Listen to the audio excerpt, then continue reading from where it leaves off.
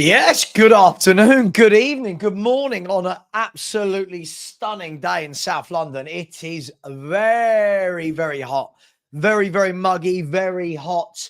And the world of football keeps moving and spinning. Just some quick news in the world of football. In the last half an hour, we've had the Delap to Chelsea. Here we go. That's how quickly clubs like Chelsea get deals done. Bish, bash, bosh. Deal done. So Liam Delap will be joining Chelsea for £30 million. Gasperini is currently in meetings with AS Roma officials to be their new manager. Charlie Alcaraz has had an activation clause activated by Everton for a €15 million buy option. So he's going to be joining Everton on a permanent. Ipswich Town are looking to loan Mark Gui from Chelsea. So guessing he'll be the Delap replacement in the Championship. Looks like Napoli are going to get Conte over the line for another year. Idrissa Gueye has signed a new deal at Everton for 2 years. And that's about it. It brings you right up to date. We're hearing that Jonathan David is apparently going to be signing for Napoli. So yet another player with Tottenham just don't seem to be moving quickly enough in the market. It's all very, very slow. We're hearing that Mark Guehi is in talks with Bayern Munich. Yep, you heard me. Mark Guehi apparently has had chats today. Lots of sources are saying with Bayern Munich. Who else? You've got Spurs apparently are looking to pay 35 million for Matisse Tell. Blows my mind. Let's get Champions League so we can get more unproven players who have shown nothing on loan. But hey, there's just a few of the headlines. Welcome to the live fan call-in show. Now, this is the chance for, as I said, there's lots of people who want to make videos, want to make posts. I've seen in the last 48 hours, it's gone mad. I've seen 4, 5, 6 people making videos about me. I never knew I was that important to anybody that they needed to use me to help their channels grow and get likes. But you are welcome. You can send me the money that you make in the post. Big up to you. I hope you're well. I'll put the link into the chat again, guys and girls. I want Spurs fans. I say this every week, and then I get people calling in wanting to talk to me about Liverpool, wanting to talk to me about, no offense, Caesar, but like Club Brugge. And I want to talk about Tottenham. Yeah, absolutely, dude. You can make a video about me. I don't know what you would make a video about. Hang on. But yes, you could absolutely make a video about me. Again, you got this absolute prick of a human being every day. He's in my chat and then being rude and then says, oh, why are you sensitive? Well, I'm not. I'm just calling out idiots like you. We Are Tottenham TV released a video. They didn't make a video about me. There's been 3 or 4 things. I don't need to lie. It's out there for everyone to see. All the people who know me know who's making them. It's absolutely fine. Let's see you rock up. I bet you shit your pants because you are a horrible human being. I block you and you go, oh, why'd you block me? Well, because you're rude all the time. Then the first thing you do is come into my show and say, quit lying. Yeah, quit lying. It's like, why would I lie? Why do I need to lie about it? There's plenty of people. Look, again, look at this absolute prick. I know your mum doesn't love you. That's not our fault. Sorry about that, mate. Sorry. Crybaby Savva, yet again. Look how grown up this absolute twat is. Call in. There you go. Be my first caller. Let's see you put your face and the camera on. Yeah? Let's see you put your face to the camera. Because you're always very, very vocal in my chat. Would everyone like to see what this guy's just said in my chat? I'll show you. I'll show you because this is what makes me laugh. These people get very brave. They get very brave, right? In the YouTube comments section. Here we go. Let's have a look what this guy said.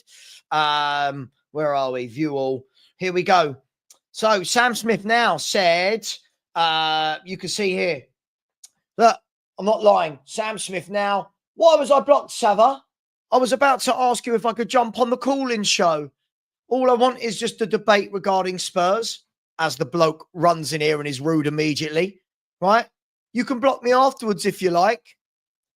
Sorry, to which I said, mate, it's the same with you every day. All I see is you trying to shit stir, right? To which he said, so will I be allowed to jump on? Yes, absolutely. The link's there.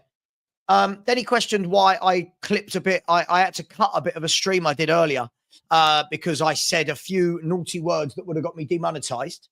Then I said, this is what I mean. I said, you're always there shit stirring. Nothing to do with you. Every single post you make is shit stirring and causing trouble. I said, feel free to watch other creators. And I said, but the link is always there. Right? Let's see him come on. Right? We'll put the link in the chat. Let's see if he can come on and actually have a chat. So rude, people. They would never say it to your face like if you met them in the pub. It's not how humans interact with each other. So there is the link. Please, no Arsenal fans, no Liverpool fans. I am not looking for those people. So let's see if this guy's got a backbone, shall we? Let's see. No, it was a few naughty words that I said, which somebody messaged me and said, you might want to cut that. You're going to get yourself demonetized. And I was like, yes, sorry. I watched it back and went, yes, I will. You do realize, by the way, people, YouTubers cut bits of their content all the time. If they look back and think, I'm going to get demonetized for that, or shouldn't have said that, then they will cut certain bits about it. So don't worry. Don't worry. It's me. Don't worry. You don't need to know. All it is I know. Phil Coys will even back me up on this one. Phil, as much as we disagree, you've seen all the videos made about me, mate. They've all gone in our WhatsApp group, haven't they?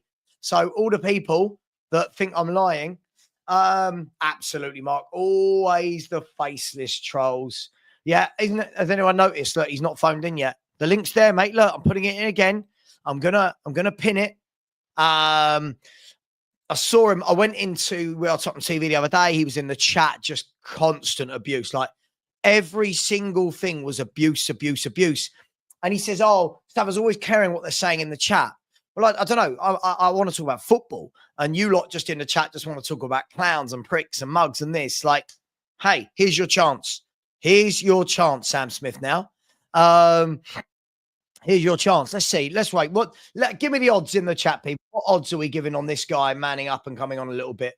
There you go. That's pinned. The link is pinned. Let's see if he comes on. Yeah, Elijah, absolutely. By the way, listen, people, do you know what? When I first started YouTube, I was aware that people would make videos. But I always thought, okay, people would, have that respect towards each other, that if I'm going to make a video about X, Y, Z, it's going to be about their content. It's not going to be abusing them. And unfortunately, you've got a lot of people. Yeah, listen, he disappeared, mate. He disappeared. So there is the link. It's in the chat. It just seems very much that if you are an Ange out person, people are really, really annoyed with it. By the way, you can talk about him being a coward. I see your comments as well. Mate, listen, these eyes see everything. My eyes see everything, my man. I know who's a troll and who isn't. Yeah, I see all of your rude comments about me yesterday. Don't you worry about that. Anyway, let me say hello to everyone. I hope you are all right. Hussein, Marios is waiting in the background. I'll get him on in a minute. But the link is there, people. Only Marios so far is ready and waiting to come on. Peter Elsey talking about 35 million. 35 million for Matisse Tell. And we wonder why. Winning the Europa League. Everyone tells me it's a turning point. What? So we can buy players like Matisse Tell? Really, really, really worry about that. Delap to Chelsea. Listen, yeah, Delap to Chelsea's a done deal, by the way. It's a done deal. This isn't a rumor. It's an absolute stonewall done deal. Romano has said this. Liam Delap to Chelsea. Here we go. Agreement in place. 30 million release clause triggered. Man City will not use the buyback clause, and Delap has already accepted the project. Long-term deal. Maresca's impact plus Champions League football key. Delap will join Chelsea, and Chelsea, there he is in a Chelsea shirt. So Delap done. And wouldn't it be lovely to support a football club that does that? Not saying about Delap, but I mean just bang, get the deals done. Don't worry about anything else. Oh, mate, I'm not surprised, Phil. I just don't like it that guy lied in the chat, and now he's absolutely Shit a brick, hasn't he? Big up to my man, Marios. How you doing, my friend? You well? I'm fine. You? Yeah, I'm very good. Thank you, mate. It's very nice here today in London. So having a good day. What is it that you want to talk about, my friend? I want to talk about Luka Modric. Would you take him for 1 year? Well, let me ask you before I talk. Would you take Luka Modric for 1 year? I would, yes, for 1 year. Why would you take Modric? I mean, he's old. I mean, why would you take him? I would take him if Ange leaves, not if for Ange. Okay, right. So you take him, but only if it's not Ange as the manager. Yes. So why wouldn't you want him playing under Ange? He will ruin his legs. I agree with you. I agree with you. I can't listen. I truly believe that Luka Modric is one of the best midfielders I've seen. I think he's world class in every metric. I think he's absolutely superb. I would love to think that a player like that would come back for a year. I do worry though that if he was to come in and play in these tactics, I do worry that we would just be watching him run around chasing the ball all game rather than dictating play. Is that fair? Yes. Is there anyone else that you would want? Is there anyone else that you would want, Marios? As center midfielder. Yeah, just in general, is there any signings that you'd like to see come into Tottenham? Eze. Yeah. I've heard today that Spurs apparently, that his agency are trying to get him to Tottenham and that Ange might be doing a bit of a U-turn on him. Why would you like Eze? What is it about Eze? I think it's a player I like his dribbling and shooting ability and stuff from outside of the box. Yeah, do you know what? Definitely. I think he's one of those that can make something happen out of nothing. Yes. And I don't think we've got those sort of players in our team at the moment, have we? Only Madison, I can say. Who, sorry? Only Madison. Yeah, Madison. Yeah, I mean, listen, I love Madison. I just think again he's always a bit injury prone. Yeah, I think Eze for me is the next level. I think I love Madison, but I think Eze's a bit better. Wouldn't you say? Yes, I would prefer Eze. Yeah, me too. Me too. Anyone else before I let you go? Is there anyone else that you'd like to see come in, Marios? Anyone else? I would like the Bournemouth winger, Semenyo. Semenyo. Okay, yeah, I like Semenyo as well. I think he does a good job. I don't think he's glamorous, but I think he does a good job. He's strong, he's powerful, beats a man, and he's Premier League experienced now as well. So yeah, I definitely take him. Any winger but Tell.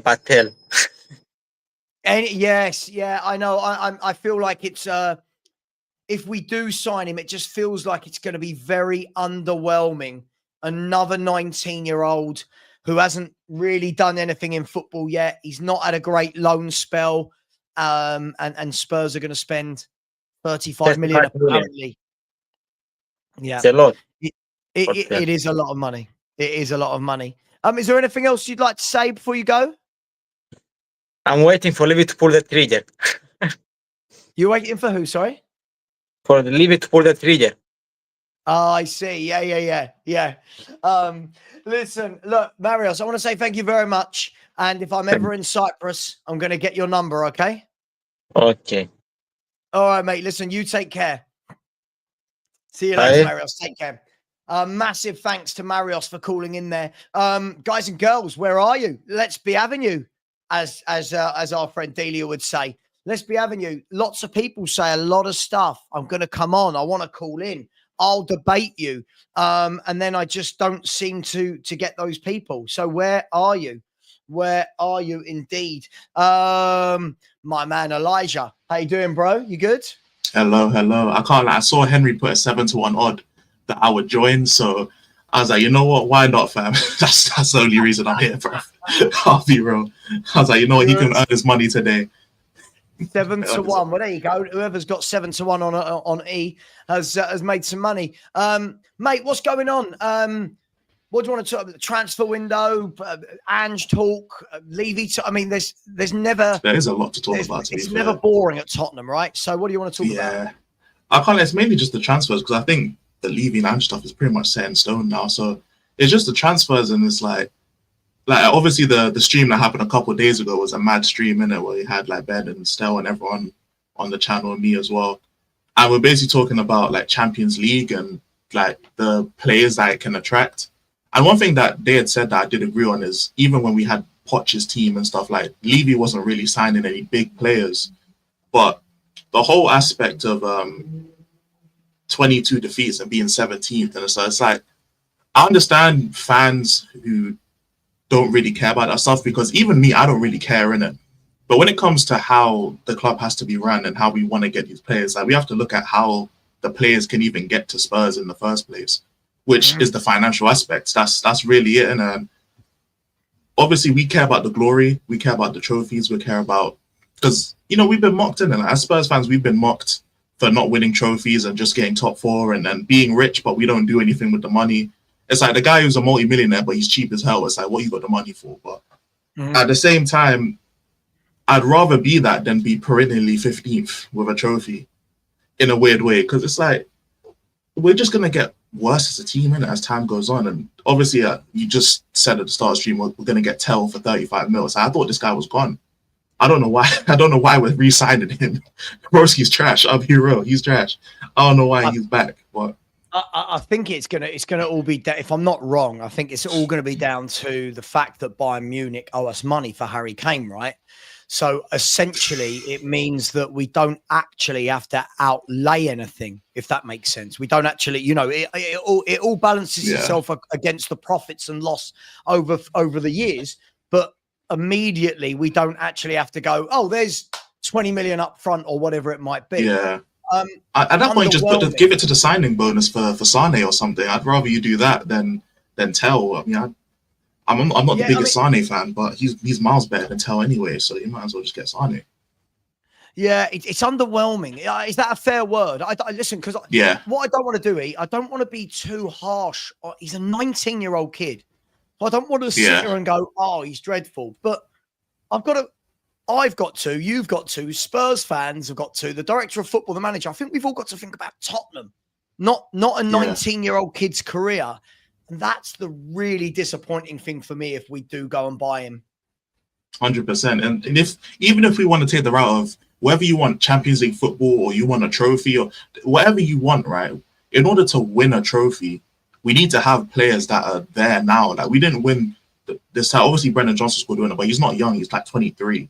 Like you're getting into your prime at that point. We're not winning the Europa League or winning an FA Cup or winning a Carabao Cup because of players like Matisse Tell. Like we're not. Bringing him in doesn't shift the needle for us at all. We're basically going in with the same squad we had this season because we're signing Danso and all these people. So in my opinion, you got to go and get people that actually upgrade the team in some kind of aspect. Yeah, I mean, I think that's a great point. So, I mean, look, we are signing. I mean, Danso's an obligation, right? So we are signing Danso, and I've got no problem with that. I think he's good to have as one of four centre backs for the season. I think he's got his weaknesses. We don't want him in a high line. But he's absolutely superb in the air. Anything that comes into the box, that man throws his head on. But you're right. We'll have Danso. It'll be Tell, and all of a sudden you're going, hang on, our transfer window this summer has been 35 million on Tell, 25 million on Danso, and you're like, hang on, we're 60 million deep and haven't improved the squad from last season. So, look, I just feel like, last week, there was that video going around. I'm sure you saw it, and it was Daniel Levy at the addressing the players after we won. You know the video I mean, right? And he's saying, look, I want to thank everyone. Thank you to Ange. Thank you to the players. And, this is the first, or this is putting us back on the path to being at the top of football. And then I'm seeing we want Kyle Walker-Peters. Then I'm seeing we want to sign Matisse Tell. And it's like, does anyone believe any of the shit that comes out of either our manager or chairman's mouth anymore? Like, it's just nonsense. Definitely not Levy. I know a lot of this PR stuff is just waffle in it, which is why I don't put so much stock into it. I just realized I was using the wrong mic, so I was probably sounding crazy. But I know a bunch of the media stuff. Like, I've seen Maddison making the rounds. It's like, I don't Yeah. put much stock into any of it because it's all just media training. And like they're supposed to come out and just say stuff. So what I look at is just on the pitch, and like, we need better than these man, innit? We need better than Tell. Like, the irony is that Tell will be 35 mil, but Danso is a better defender than Tell is an attacker, and he costs 10 million less. So Right. the irony is like we can literally go out and get someone for 35 mil who is much better than Tell. And I understand the youth aspect of it, but how many youth players do we have on the wings alone? Like, on the wings alone, we have, if you want to count Brendan Johnson as a young player, sure. I wouldn't, but it is what it is. Odebear, Yang, Tell, like, that's 4 already. And we already need big up Dan Potts for the rate, damn. But you already need like actual experience on the wings. We're all screaming out for a winger anyway, and we have 4 that's 23 or 24 and under. What's the point? I'm looking at this going, you've bought Yang, who is 18, coming back from QPR on loan, right? You've got Mikey Moore, who's 17, going to be 18 next year, who's come through the youth academy. You've got Odebear, who's what, 20, 21, who we bought last season. So we think that we need another teenage winger. I genuinely don't understand. Listen, people call me negative and toxic. It's fine. But I genuinely don't understand. What's the point of winning the Europa League and getting Champions League football if we're not even gonna go and get better than Matisse Tell at 19 years of age? It's just insane. It is crazy.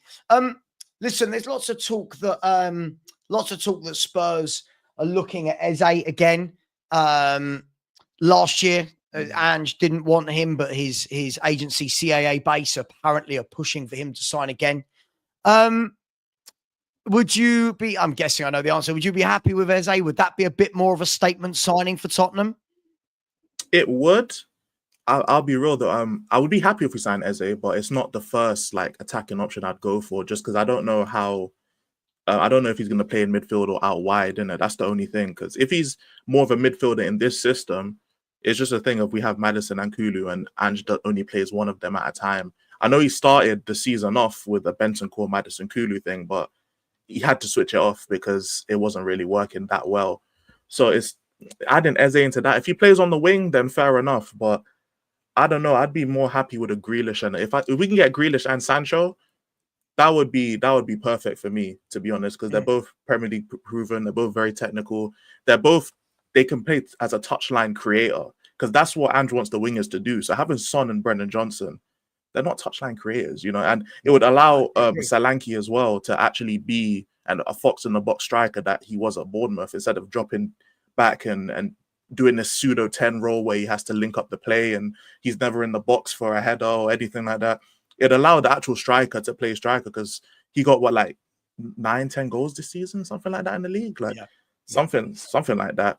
So yeah, man, I like Sancho, I like Grealish. I haven't given up on them as players. I just think they're not in favorable situations. Like Ten Hag had Sancho eating out of a lunchbox in his car. Like, this is not a favorable situation for a footballer. And Jack Grealish, he don't play, so we've seen the rounds of Grealish, you know, being drunk, coming out of pubs. It's just because he don't play. Like, his mental health's probably in the mud. You know what I'm saying? I think if we look past that, for me, somebody like Jack Grealish brings, first of all, a brilliant personality in and around the change room. I don't even need to talk about his ability as a footballer, right? We know he's a fantastic footballer. He's not a goal and assist.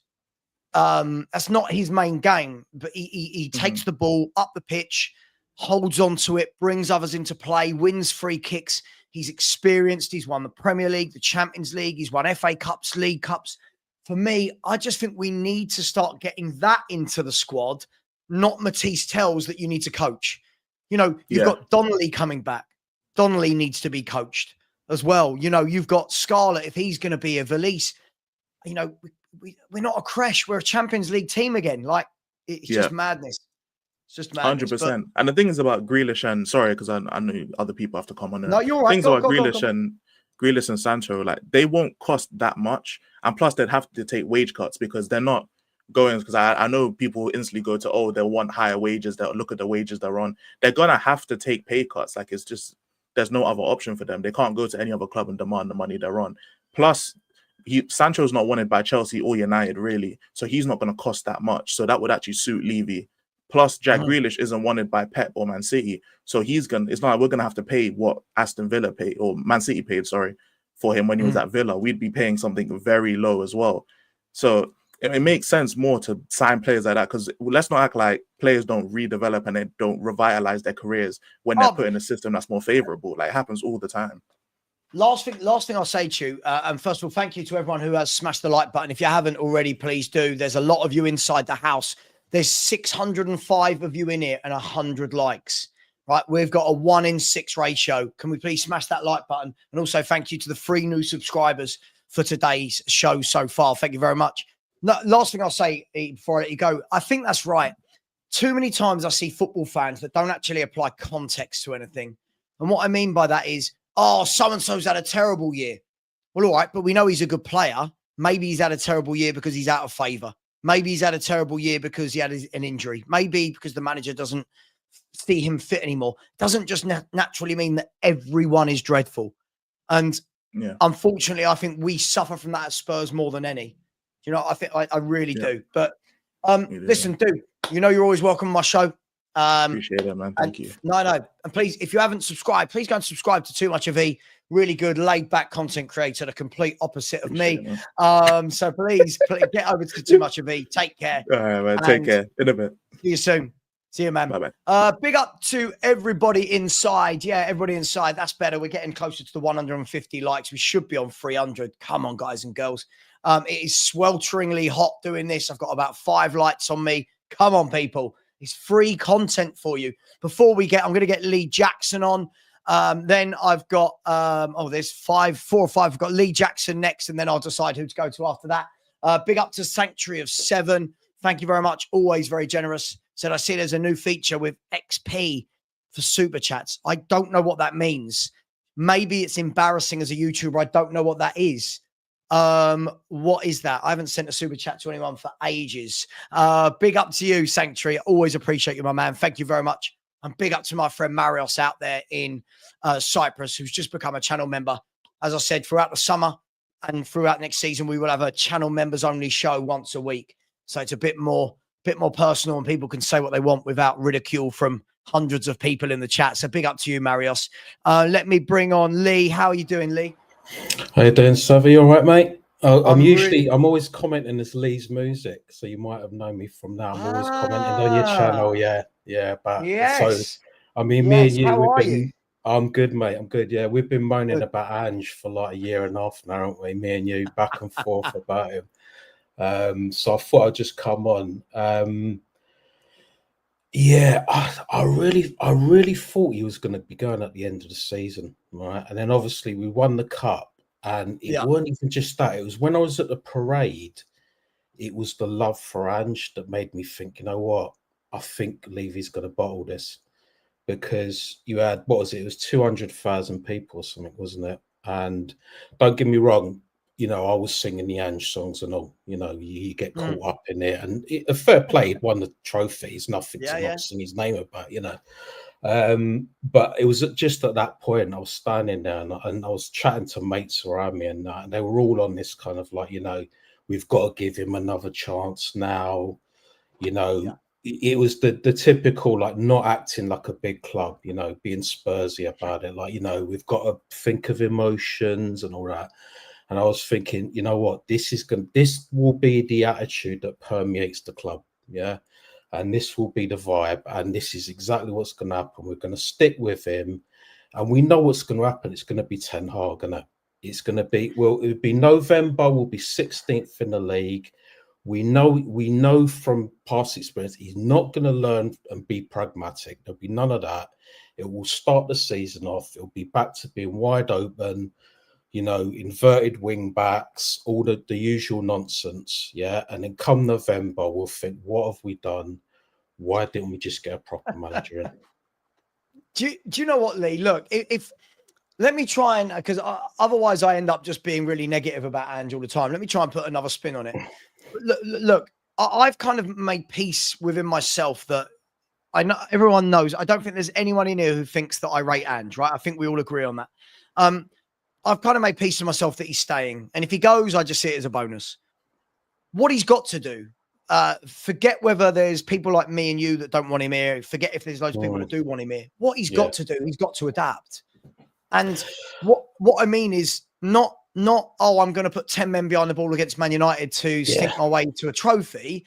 Yeah. I mean, week in, week out, who are we playing? Where are they dangerous? What are we going to do to make sure that we adapt to them? Yeah. And that's been the most disappointing thing for me, is that we just play one way. I know. He sees it getting battered week in, week out, never adapts. And all these fans that love him just say, yeah, but Europa League. I'm like, that's got nothing to do with the Premier League. I know. So but we sit. I mean, there's been so many times where I've had that attitude. Do you know what I mean? Like there was I think it was the 4-1 City game, wasn't it? Right, where he kind of. There's always this debate: was he forced to push the fullbacks back? The 4-0 versus City away. Yeah. What was he forced to push the fullbacks back, or did it just happen because we had so much possession? But either way, we sat back, we countered them, and we looked brilliant. And even Werner was looking good and all that. You know what I mean? And you watch that and you think, right, come on, surely you get it now, right? There can't be any dispute now. You see that it suits us so much more.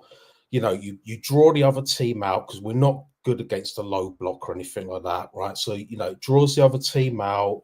We're creating more. We're not having to do just that one move of the winger pulls it across and someone misses it. You know, we're drawing them out. We've got so much more space. And then the next game, it's straight back to Angeball. And it's like every time, it's just like, it's this unbelievable refusal to learn anything. And then when you But you know the funny thing, Lee? Do you know the funny thing about it was, obviously the Man City game was the benchmark for that, because obviously the scoreline, we beat the champions, no one beats them 4-0 at the Etihad. Yeah. And I remember afterwards, it was just like, see, you're wrong. Ange's brilliant. Look what he does. Yeah. And then the only thing I said was, cool, let's implement that then. Now, don't get me wrong. I'm not saying every game you have to do that, but why not take some of the aspects out of that performance and implement it so that we're not so gung-ho and crazy? Exactly. And then after that Man City game, it was about 10 games without a win. Then, if you remember, we went to Brentford, who at the time, I think, had the best record at home in the league. And then we did it again. We sat in, hit them on the break and won 2-0. And it was like, okay, cool. You've seen what works. Very next game, back to inverted fullbacks, high up the pitch. I know. And this makes me think, is it that the fact that he didn't do that in the Europa League kind of makes me think he knows his style doesn't work? He knows. He's not silly. Idiot. Yeah, he's not an idiot. So, look, the thing is, he's not an idiot. But the way I always look at it is, he's an ideologue. And that's the problem. It's this obsession with this system. And even to his detriment, he always reverts back to it. And I mean, I hate to think what his coaching staff are thinking, because they must be doing their nut. I mean, the players, you saw that, that thing with Maddison where he's on the bench and he's saying to son like every time. Yeah. Can you imagine? Imagine if you've worked at a Premier League club before, right? So imagine you're one of these coaches. You'd be doing your nut. You'd be like, what are we doing? That old phrase. Things I've heard is that some of his coaches do approach him and say, hang on, we need to do this. And that he's just so fixated on, look, again, someone sent me this for a laugh and I've not read it. I promise you, I can't read it because this man angers me, right? Someone sent that to me for a laugh. Revolution, right? And I think this guy genuinely believes he's revolutionizing football. I think he genuinely believes, but what we've seen is, to win the trophy, he's had to completely disregard all of his philosophy. Yeah. Right. Everything he said. So last night in our YouTube WhatsApp group, sorry, not all YouTubers, by the way, just the people I work with. If we were all in one, it would be absolutely carnage. And and somebody posted, I think it was Perchy, posted all of these sayings that all of these clips of what he said down the last 2 years. Like, this is my philosophy. We don't move away from this. Winning a trophy is not as important as the philosophy being drilled in. It's like, well, okay, but hang on, you've completely disregarded that philosophy to win the trophy, which is fine. But then don't say that we're going to entertain an attack. And I don't understand him. I don't. Maybe I mean, maybe it's if I had like a one-on-one chat with him, maybe if I could go for dinner with him and say, talk to me, Ange, what's going on, mate? You know? Yeah, I mean, I don't know, because it's like the injuries as well. And it's like people go, oh, the injuries. And it's like, yeah, but a top coach adapts to the personnel. You know, I feel like I've written this in your comments section about 50 times, right? Yeah, you got injuries, fine. So adapt to the personnel available and the opposition. This is what managers do. What is this like? We've got to play the same way. Whoever's available, we're just going to play the same way. And it's like it's brilliant for every other manager, isn't it? I mean, every opposition manager's just licking his lips, like, you know, he's literally telling you, I'm going to play the same way every game. Yeah, and it doesn't matter if there's no jeopardy. It's just like every game, you know how he's going to play. It doesn't matter who's available. He won't adapt to the personnel available. He won't adapt to the opposition. So it's the same old story. Fullbacks up the field or inverted, balls over the box, in the channels. You know, we're all over the gaff. No number 6. Everyone like headless chickens. Great big open spaces. All the same old crap. And then the minute he you know, and then when he wants to win something, he changes it to be more pragmatic. And it's like, oh my God, it's like. Do you know what? Look, Lee, last thing I'll say, because I do have others waiting. I've got to be fair. What I'll say is this about adapting is brilliant, because listen, like when we had Archie Gray coming in to play centre half, if you know you've got an 18-year-old that is not a centre half, adapt, protect him. Don't leave him exposed. But no, we played the same way, and people are going, oh, it's not Ange's fault. The players are out. Okay, well, if Mickey van der Ven's out injured, why play a high line when you know no one's got the pace to get back? It's suicide. But the thing about Mickey van der Ven, one thing about him, when I look at the Ange system, he's literally the only player that I think it suits. You know what I mean? It's all right for him because he can sprint back, and you know what I mean.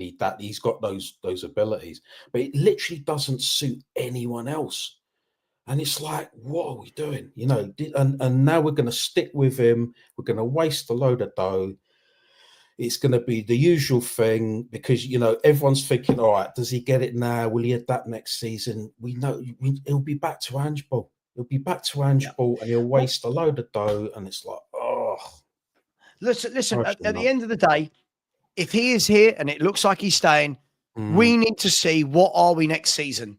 Because if we kick off the season and we are this gung-ho team with inverted fullbacks, no defensive midfielder, then all the Ange fans can't complain when we lose games. They can't complain. They've got 2 years of evidence that this man can't cope in the Premier League. So one or two things is going to happen. Either he adapts in the Premier League and people like me can turn around and go, fair enough. Yeah. Oh, no. I want to be wrong.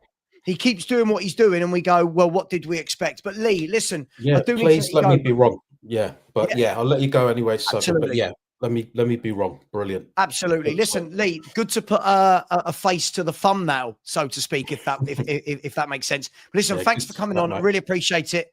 The show doesn't work without guests like you. So thank you very much. Take care, mate. Cheers, mate. Take care.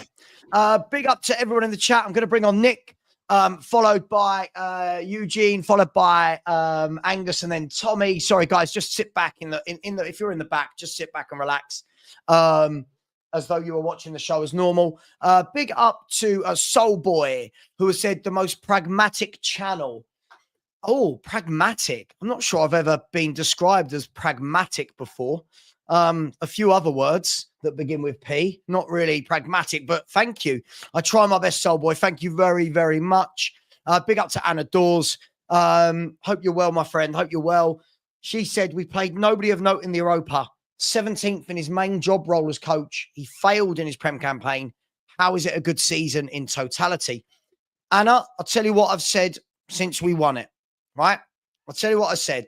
For me, winning the Europa League, Premier League was down here. For me, they meet in the middle and I go, it's a meh season. For me, this does not cover over that. And the metaphor I use is we need to give this football club open heart surgery. What we've done is given a few paracetamols, right? I don't think we've actually given it the surgery it needs. That's all that's happened with the Europa League title. Let me bring on Nick. I don't think's ever been on before. Have you, Nick? I have indeed. I have been on once. I spoke to you just in November last year. Yes, and I had a rant about. Well, I was ranting about Levy, I think, and I said also about. I think we played Southampton. I said, wait after the Southampton game when we get through Christmas, we are going to be banging trouble. I called it then, and if it wasn't for the back three at the bottom being so bad, we would have gone. Trust me. How can you be Europa League champions and go down as well? I mean, it's crazy. But I want to. If I sound like I'm shouting, by the way, I've got a horrible ear infection. I can't hear me bloody self. But there's a couple of things I'd like to touch on. First of all this Eugene people, you need to get a grip. Now, I'm talking to the Spurs fan base here. You need to get a grip. I was ecstatic when we won it. The last time I was 16 when we saw us win. I think it used to be the Europa Cup then.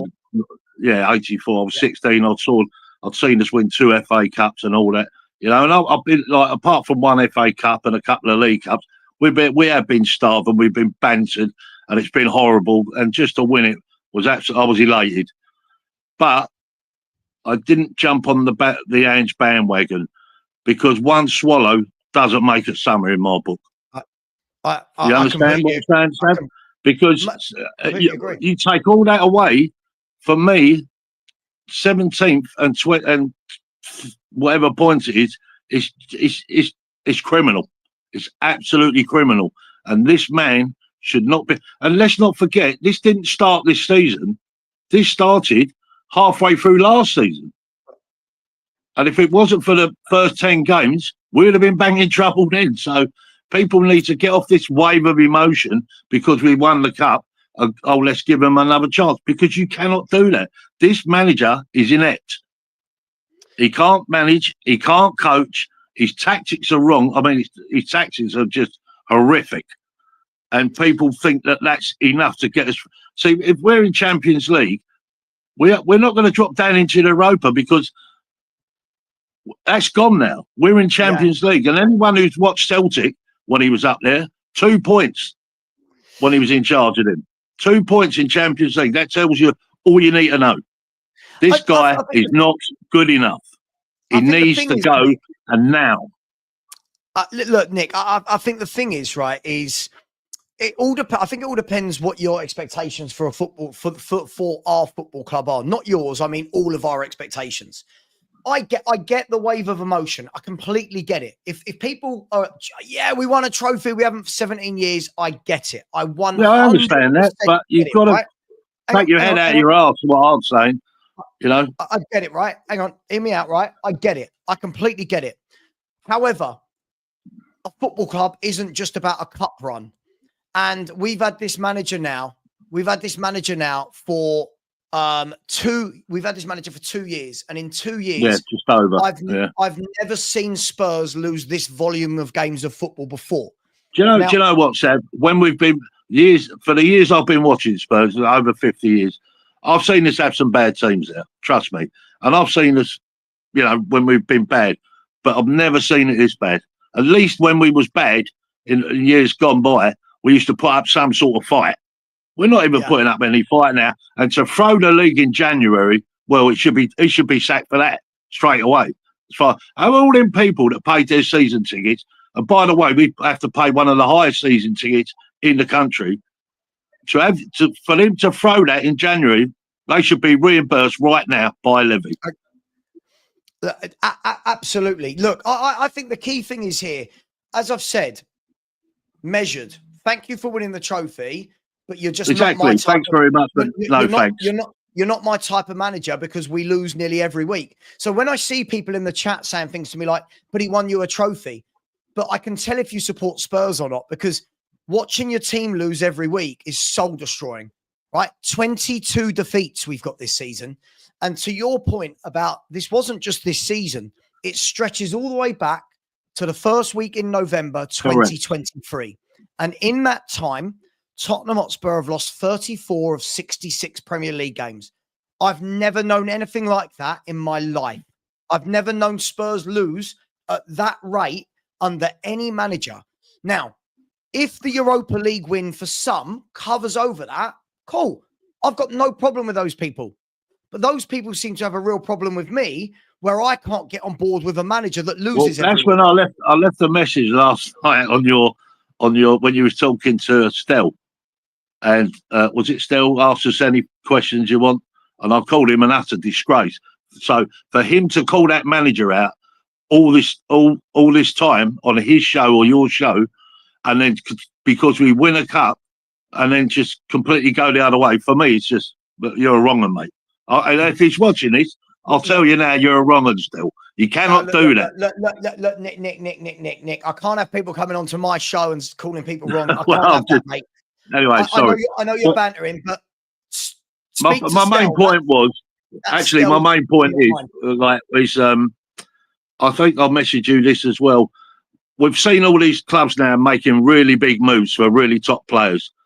I'm beginning to think now that we're going to end up like the dog looking for the scraps. And if that's the case, I think we're in trouble again next season. Really, again, next season. Oh, for sure. Listen, I don't think that's ever been in doubt. I mean, we know how Spurs act. We know what we do. So that's never really. Yeah, but we're a Champions League side now. We should be looking at the top table like everybody else. I just don't get this. Sure, but you've got to. My point is it Levy now saying to everyone, well, look, I've done it on a small budget. I won you a cup. Do you know what I mean? Well, I proved the point. But I mean, look, you've got to look as well. And I always believe in this. I don't think winning one trophy and getting back in the Champions League makes top players want to look at Tottenham. I think they're going to look at Spurs and go, okay, they won that trophy, but they've also lost 22 league games and 26 Who wants games to play for that? Yeah. So, listen, I don't know. Look, Nick, I will let you go because I've got a lot of people All building right, mate. Yeah, cheers. Nice to talk to you again. I hope your dog's well. You take care. Bye, mate. Take care. See you later. Bye-bye. By the way, just quickly in the back room, Sam Smith now, you keep coming in, not putting your camera on and saying, Savva, you crybaby, let me on. I mean, I'm not sure where you're from, but where I'm from, we don't get things by abusing others and then asking them to come on. Why don't you just say, why don't you put your camera on and say, Savva, let's have a chat, and then you can come on. It's really simple.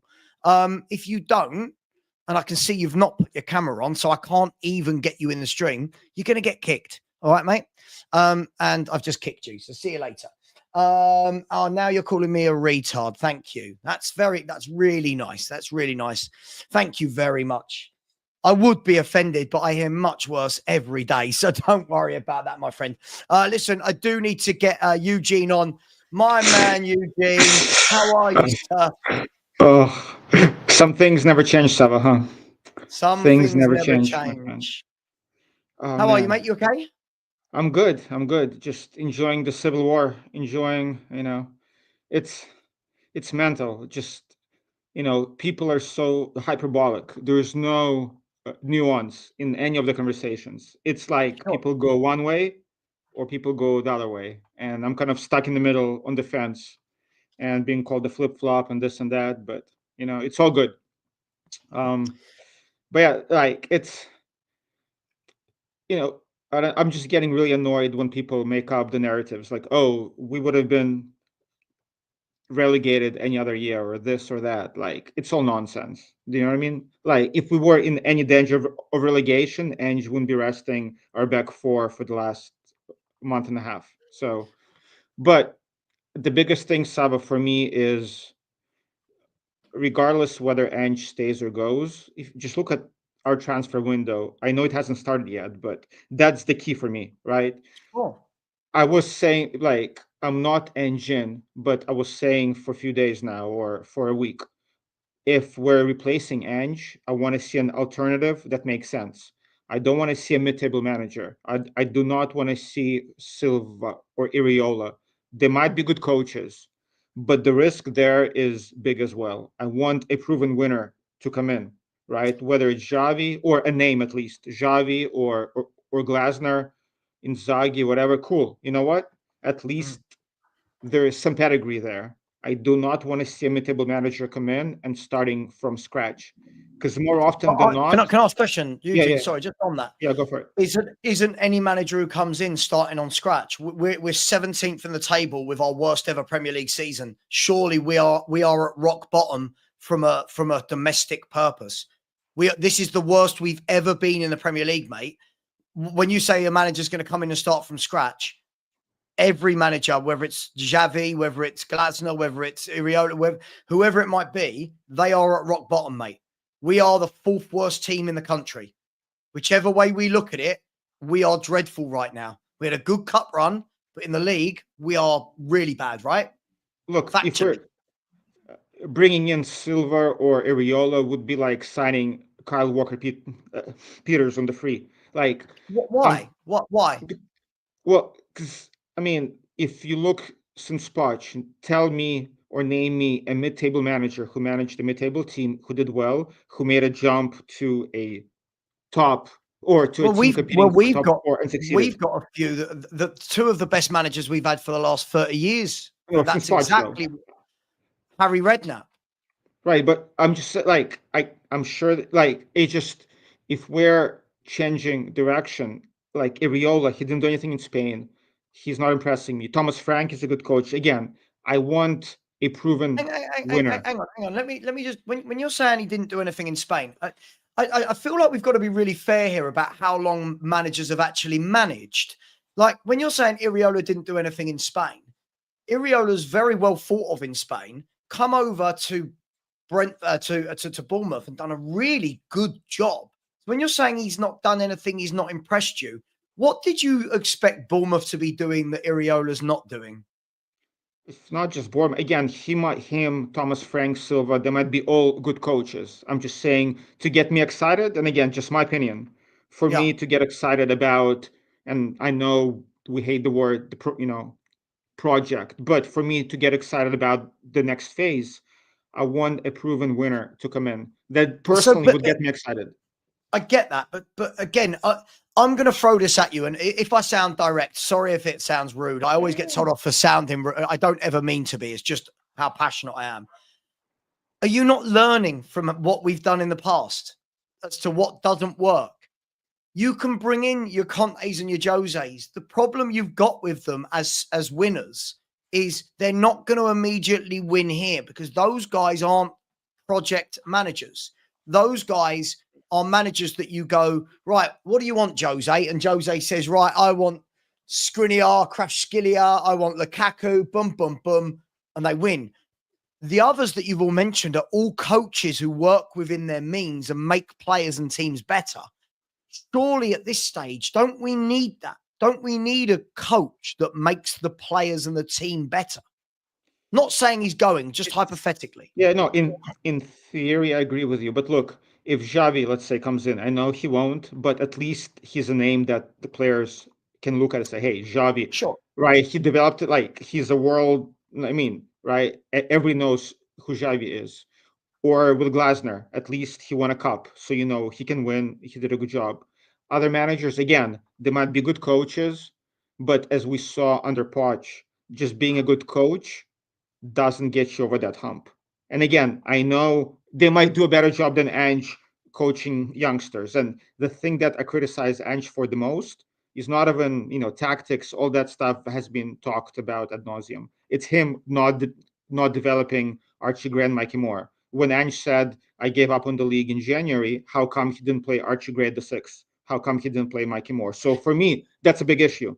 So even though there will be good coaches, it just, again, personally, does not get me excited. I just want a name who can attract players. But again, even the biggest thing, Savva, but does any manager come into Spurs get to use their name to attract players? This is, again, we're going back to that point of, we know how Spurs operate. We know what Daniel Levy does. So if you bring in the Joses, the Contes, again, Xavi for me, I'd take, but I think Xavi is not at the level of the Joses and the Contes. Actually, Sure. I don't even think Conte's at the level of the Joses, but it's got to be a fine blend. So when we're talking about managers that can get teams over the line, sometimes I do think you've got to look at, and this is where what I'm seeing, some of the hate for Pochettino, I'm seeing, not saying you, that is crazy for what that man did at this football club. Some of the hate is, sorry, once.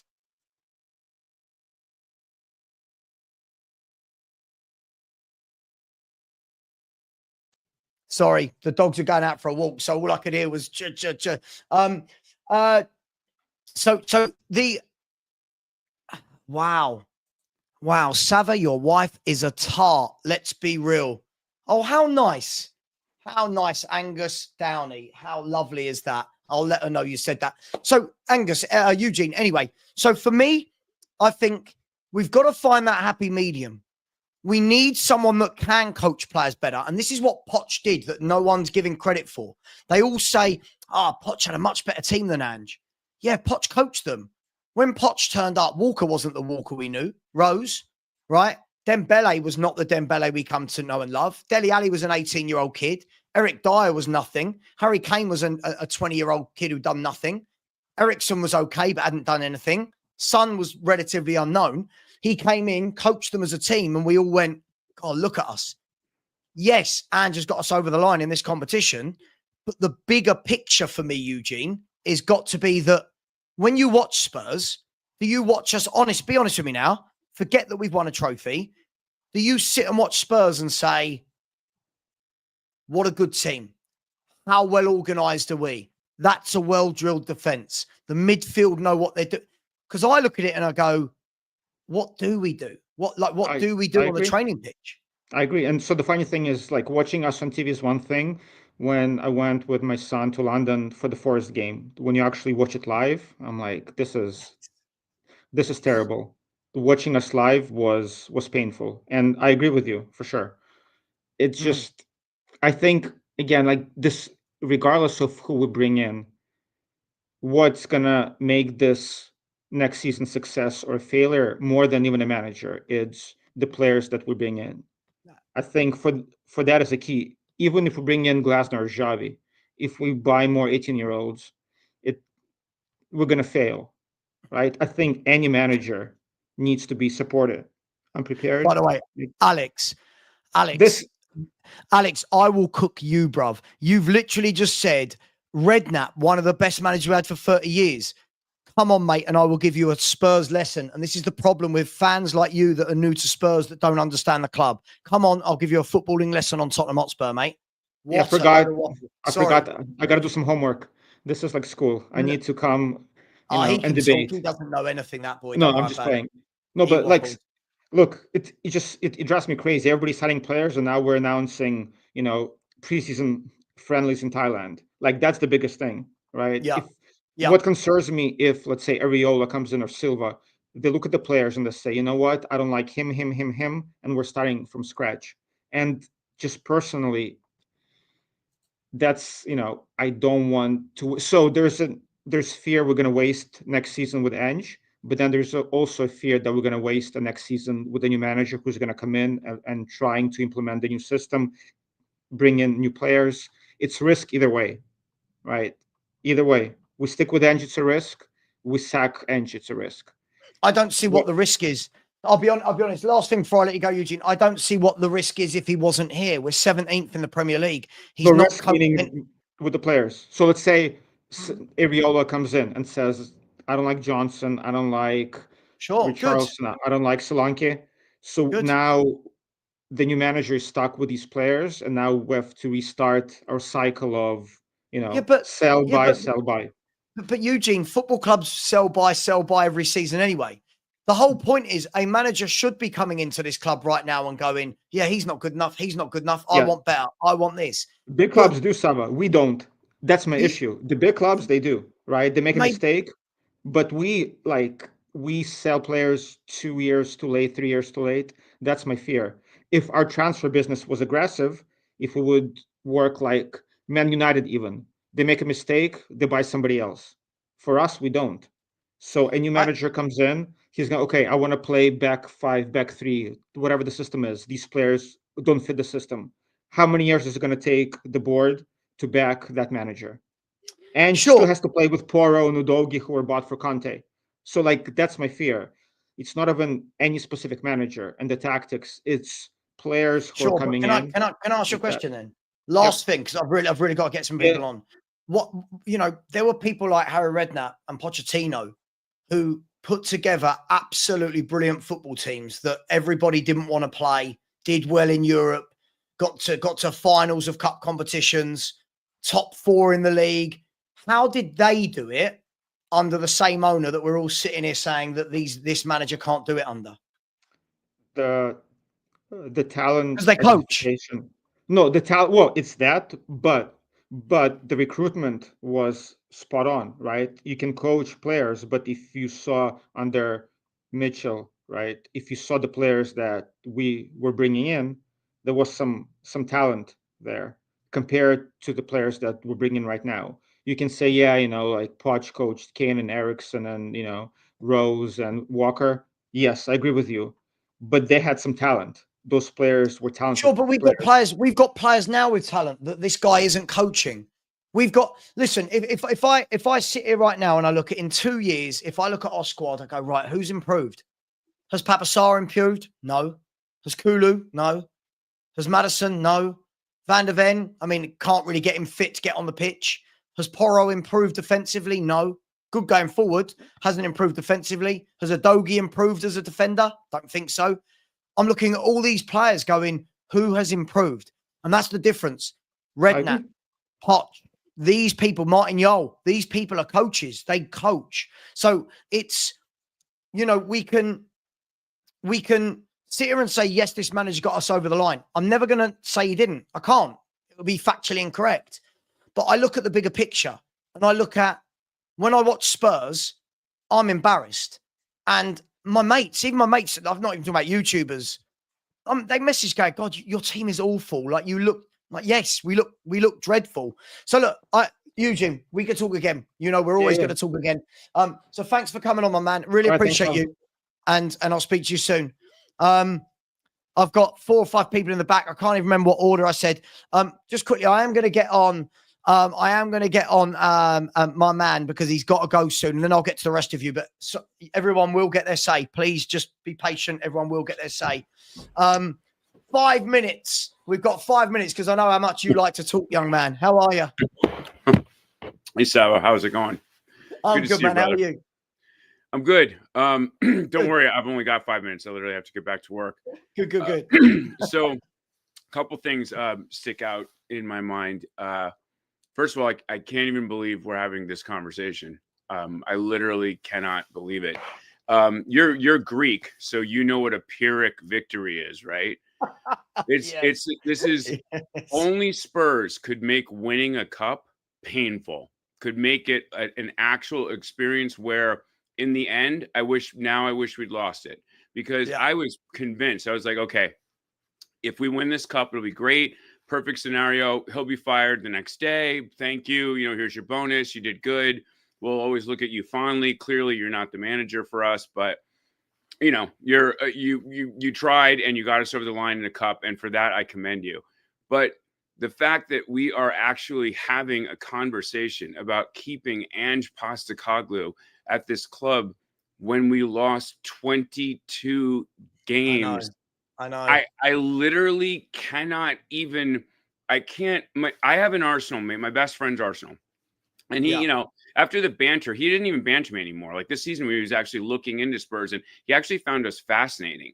And he said to me, he goes, I literally cannot believe he hates Ange. He actually wanted Ange out, even though he said as an Arsenal fan, I should be praying that they give him a 50-year contract and keep him on life support. And if he's dead, they put him in a cryogenic chamber to keep him to bring him back to life. He said, but I can't do that to you. And he actually likes your show, and he likes a few of the people that are in the know, but he's watching people that even like used to be Ange out like sort of waffle, and it's for me, it's like I woke up in a parallel universe. Angepostecoglou is a manager that I don't even know what in the name of F we are doing on the pitch. I never know what's going to happen. He battle tanked his way to a completely smash and grab, totally lucky. Man U should have scored 5 goals. They didn't, there was saves off the line, and they missed the net, and they hit the side of the net, and they did this and that. And Man U were terrible. And they should have won that game. They had all, we basically just hunkered down and played, Stoke on a cold Tuesday night type of football. I literally thought that Tony Pulis was patrolling the sidelines, and I was in a fever dream. I thought it was Ange, but our coach was Tony Pulis, circa 2013. So my point, I guess, and I'm literally going to go after this, is Spurs fans to me are literally unbelievable. I think we have PTSD. I think that we are so beaten down and so Stockholm syndrome from our horrific owner that we will accept anyone that gives us a little piece of bread. Agreed. And that's what Ange did with winning that goddamn worthless, absolutely devalued cup. It was, everyone knows it. We beat Bodo Glimt to get through to the final, to beat Man U, who had Rasmus Højlund up front and is sat 16th or whatever, 15th, 14th, doesn't matter. And our league and is a laughing stock. That cup was clearly devalued. Was I glad we won it? Yes, I was. I was very happy. I'm not going to lie. I was jumping around and hugging my friend and my kid, and it was great. But what I mean is this, and this is the last thing I'll leave you with. In the cold, hard light of day, this is an unbelievably bad manager, a manager that's so bad that I almost can't even fathom that I can't believe we're having this conversation. He, at any other club, he would have been out way before the final. But okay, maybe Levy played his cards right, and he trusted him to get us through the final. And I'll even give Levy credit for that, because we did win that cup. No matter what you say about the cup, or if it's devalued, and I think it is, we still won it. We still won the final. There was a final against Man U, who won every cup in sight, and we beat them on that day. So I will give him credit for that. But like I said, the fact that that human being is still our manager, and it's a couple weeks after the cup or whatever, or a week after, I can't fathom it. I literally can't believe it. If he's patrolling the sidelines in August, I'm just going to stop watching. Do you know what I'll say to you? But I know you've got to run. But do you know what I'll quickly say to you? I think that the thing is here is, it seems that you can tell how he's not a great manager, and I'll tell you how you know it. If he was a great manager, there wouldn't be so much debate about him staying or going. Let's be brutally honest. If this was, I remember during the Poch era, yes, we didn't win a trophy, but during the Poch era, for those 4 years, 5 years, we were absolutely brilliant. And no one was saying Poch out. Now, listen, in the last season, I thought he had to go. I admit, I thought he had to go. Water under the bridge.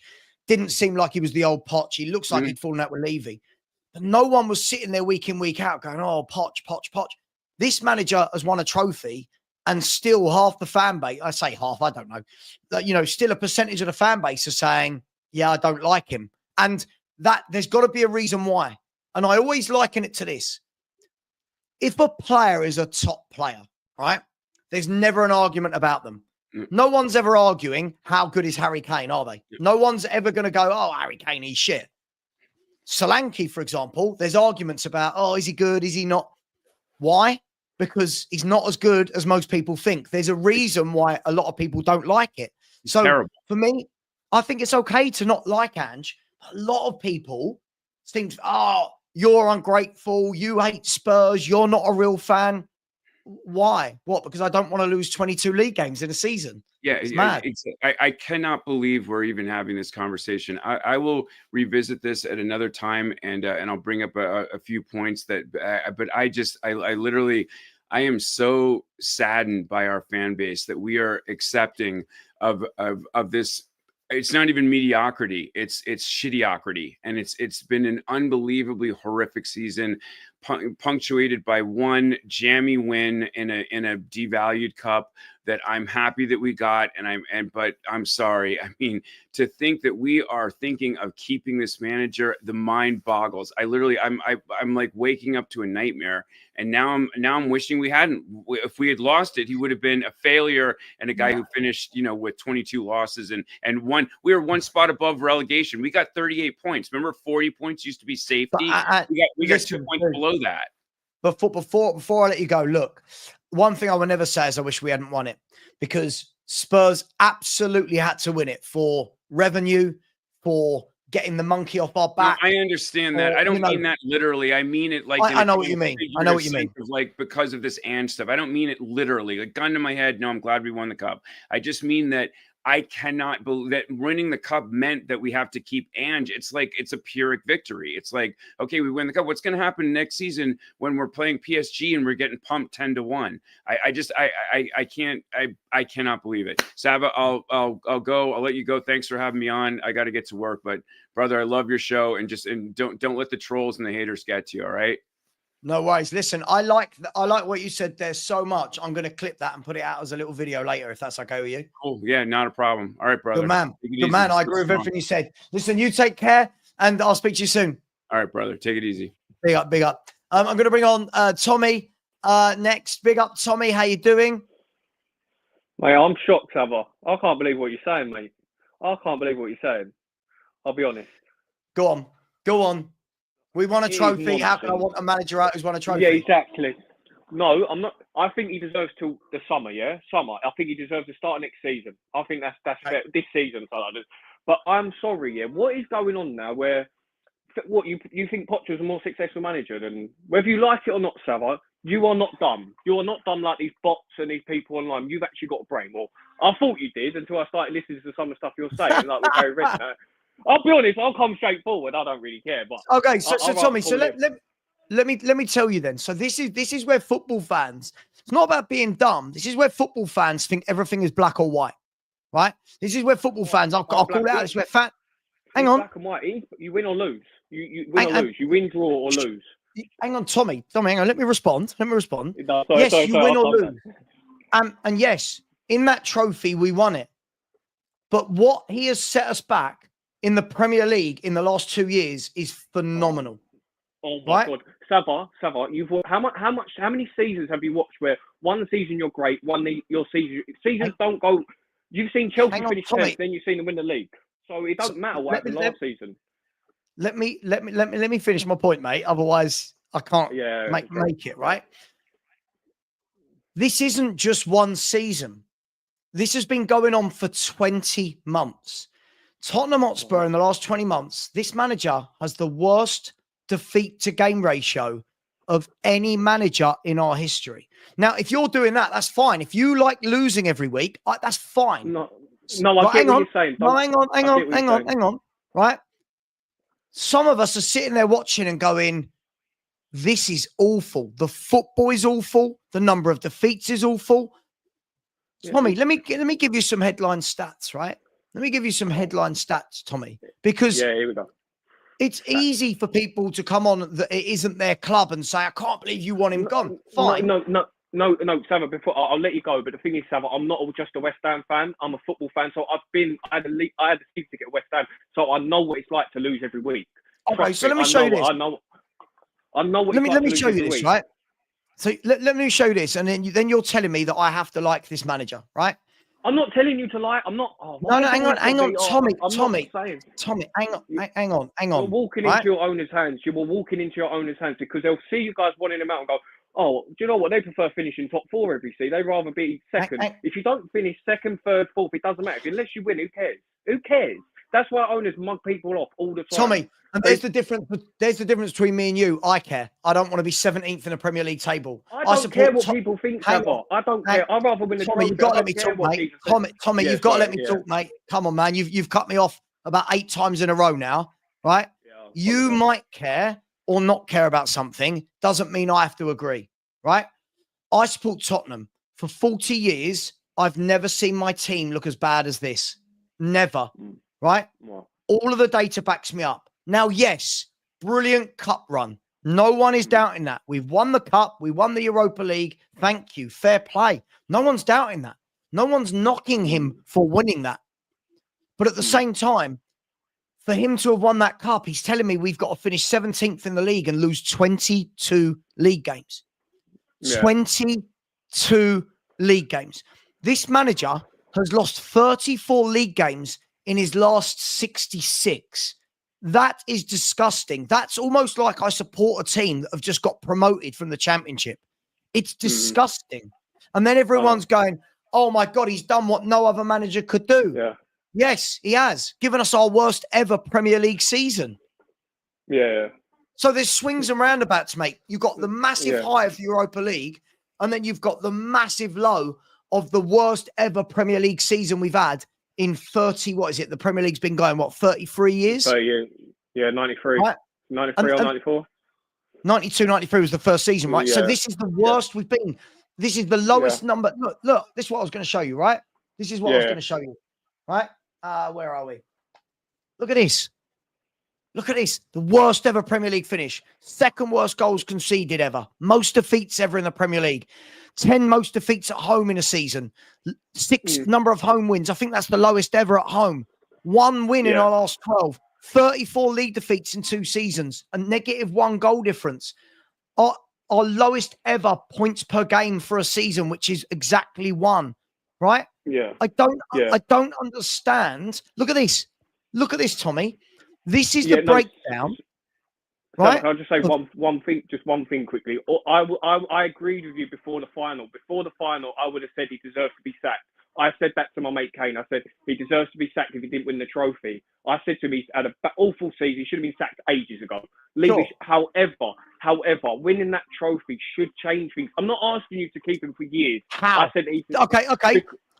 How? Winning the trophy. Tell me how winning the final changes how he. Hang on, let me ask the question. Yeah. Tell me how him winning that final changes anything about what he does in a Premier League. Tell me. You don't just play in the Premier League, though, Savva, and I think people forget. It's not what I asked. It's not what I asked. But what do you want, though, Savva? This is the thing, though. I think where we get it wrong is what do you want from your football club? I think that's where not to be embarrassed. What's embarrassing, though? Finishing 17th and winning a trophy. Finishing 17th and losing nearly every other. Well, I would say every other week. Losing nearly every week. If you didn't win a trophy, I'd say 100%. 100% it's embarrassing. But you've won a trophy. You've won one of your competitions you've entered. I think you've had a better season than Arsenal. What changes now we've won that trophy from Ange? Tell me. I reckon he'll get sacked. I reckon he'll be crap. I can't tell the future. But what football I've seen, he probably starts off really well and he should be sacked. But all I said was he deserves to have the start of the season. He doesn't deserve the whole season. He deserves to start at least. So let's go with your theory. Let's go with your theory, right? I love this theory. All the fans, it's all loads of Ange fans. Not all of them. I can't generalize. Yeah. Loads of Ange fans say, at least give him the first 10 games, right? 15, 20, whatever it is. Let's play that game. So we give Angepostecoglou another 150, 200 million, whatever we're going to spend in the transfer market, right? Mm. That now means the man's had nearly 600 million pounds in transfer revenue. He starts the season poorly, aka Ten Hag, right? We then sack him. Now you've got all the problems Man United have had this year. You've got a manager coming in with players that have just been bought that he might not necessarily want. You've got players that might not be able to play the way this new manager plays. You've got no transfer budget for the new manager because we've just spent 150, 200 million, right?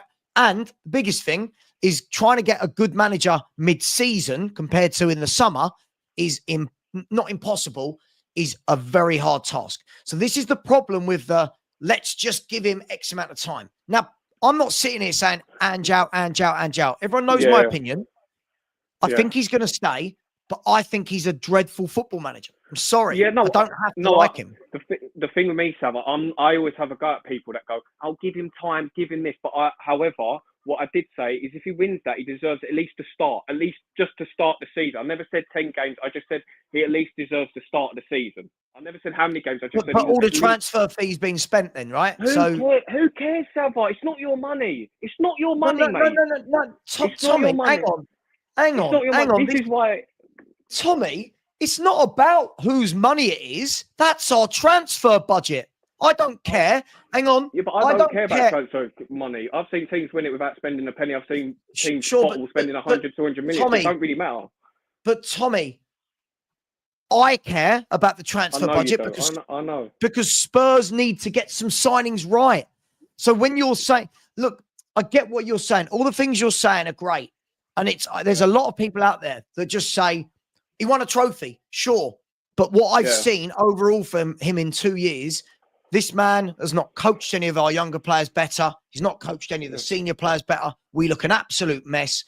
For that reason, I'm bored when I watch Tottenham at the moment. Yeah. I think we look awful. Awful. We look dreadful. I get that, mate. And it's horrible. It's horrible. I know it is.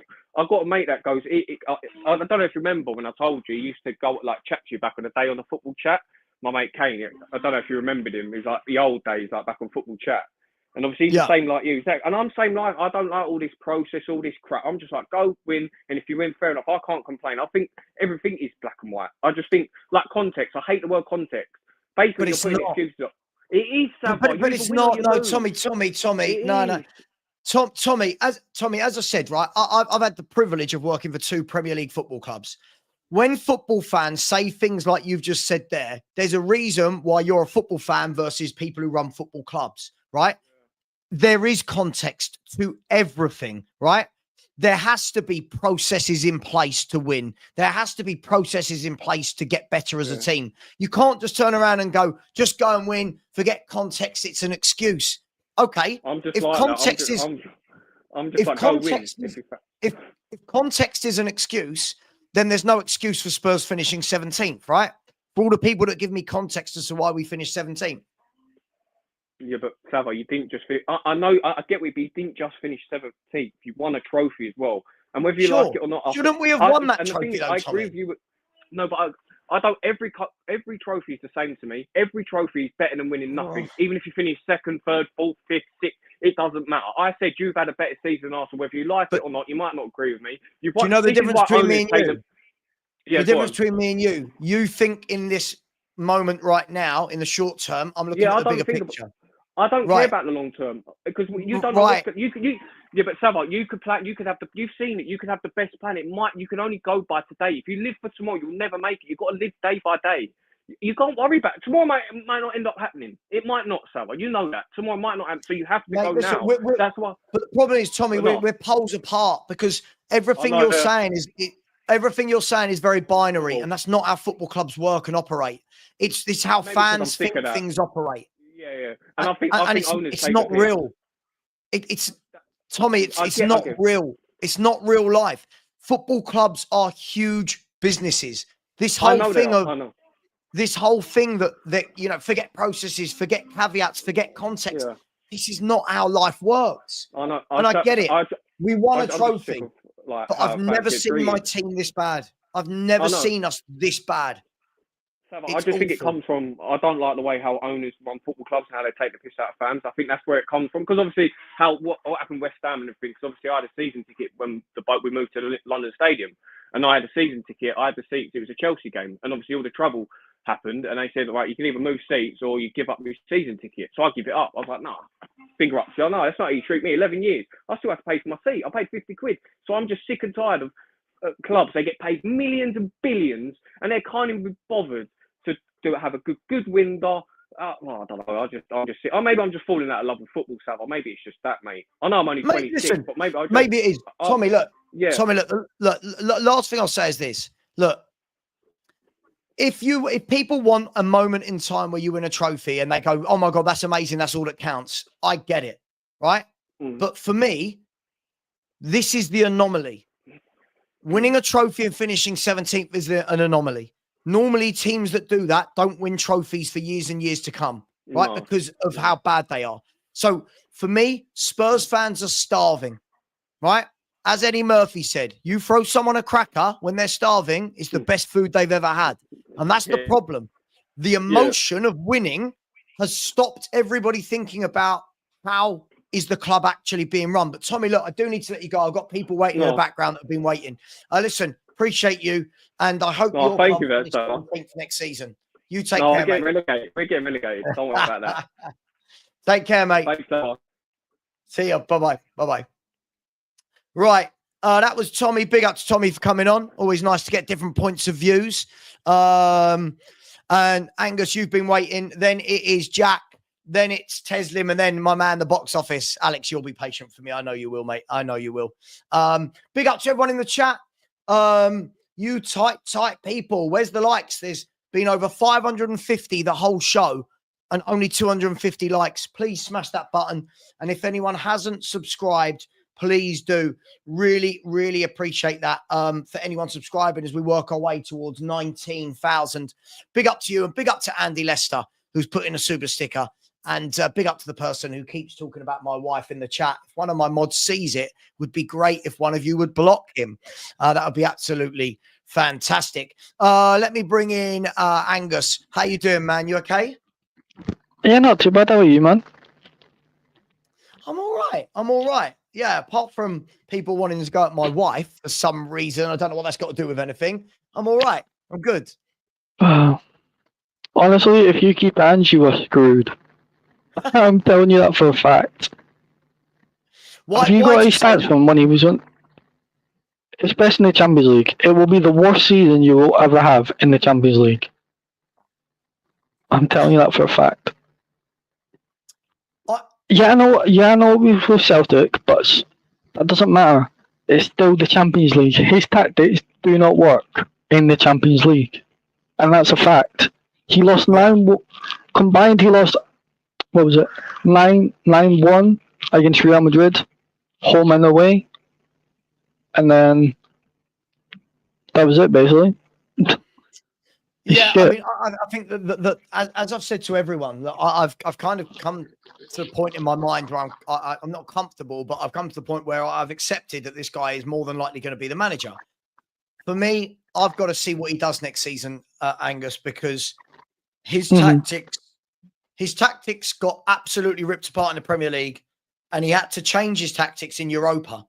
So what's he going to do in the Champions League? Are we going to be this gung-ho team that everyone seems to think is good to watch, or are we going to be the team that puts 10 men behind the ball to beat a crap Man United in the final?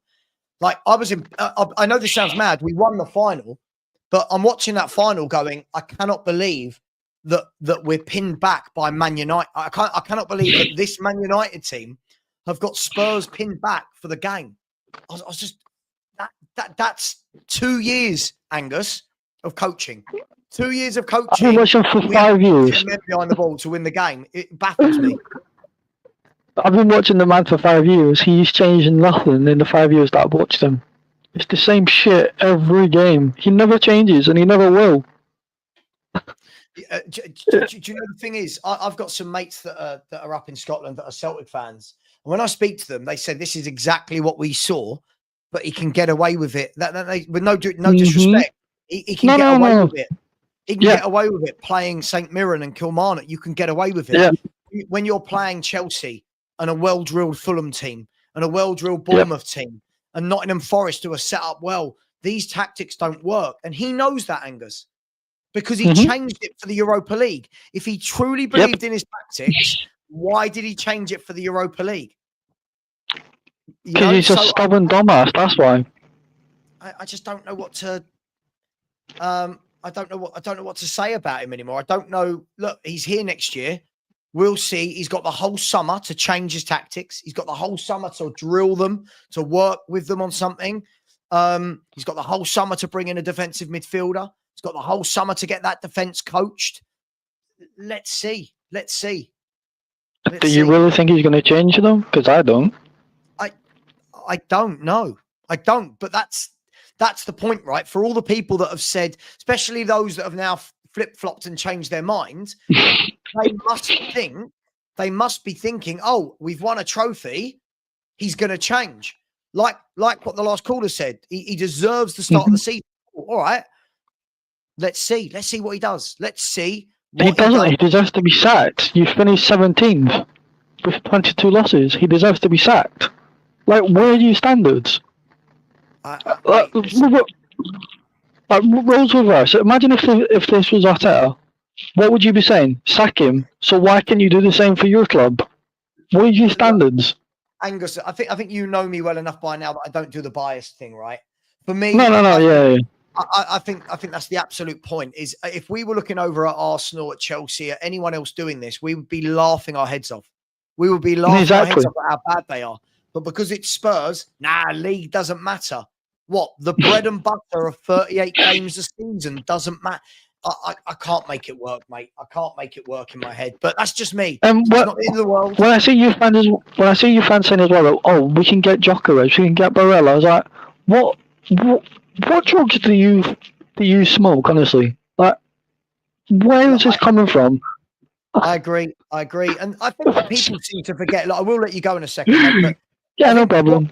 What people seem to forget is footballers are not dumb, right? Footballers' agents are not dumb.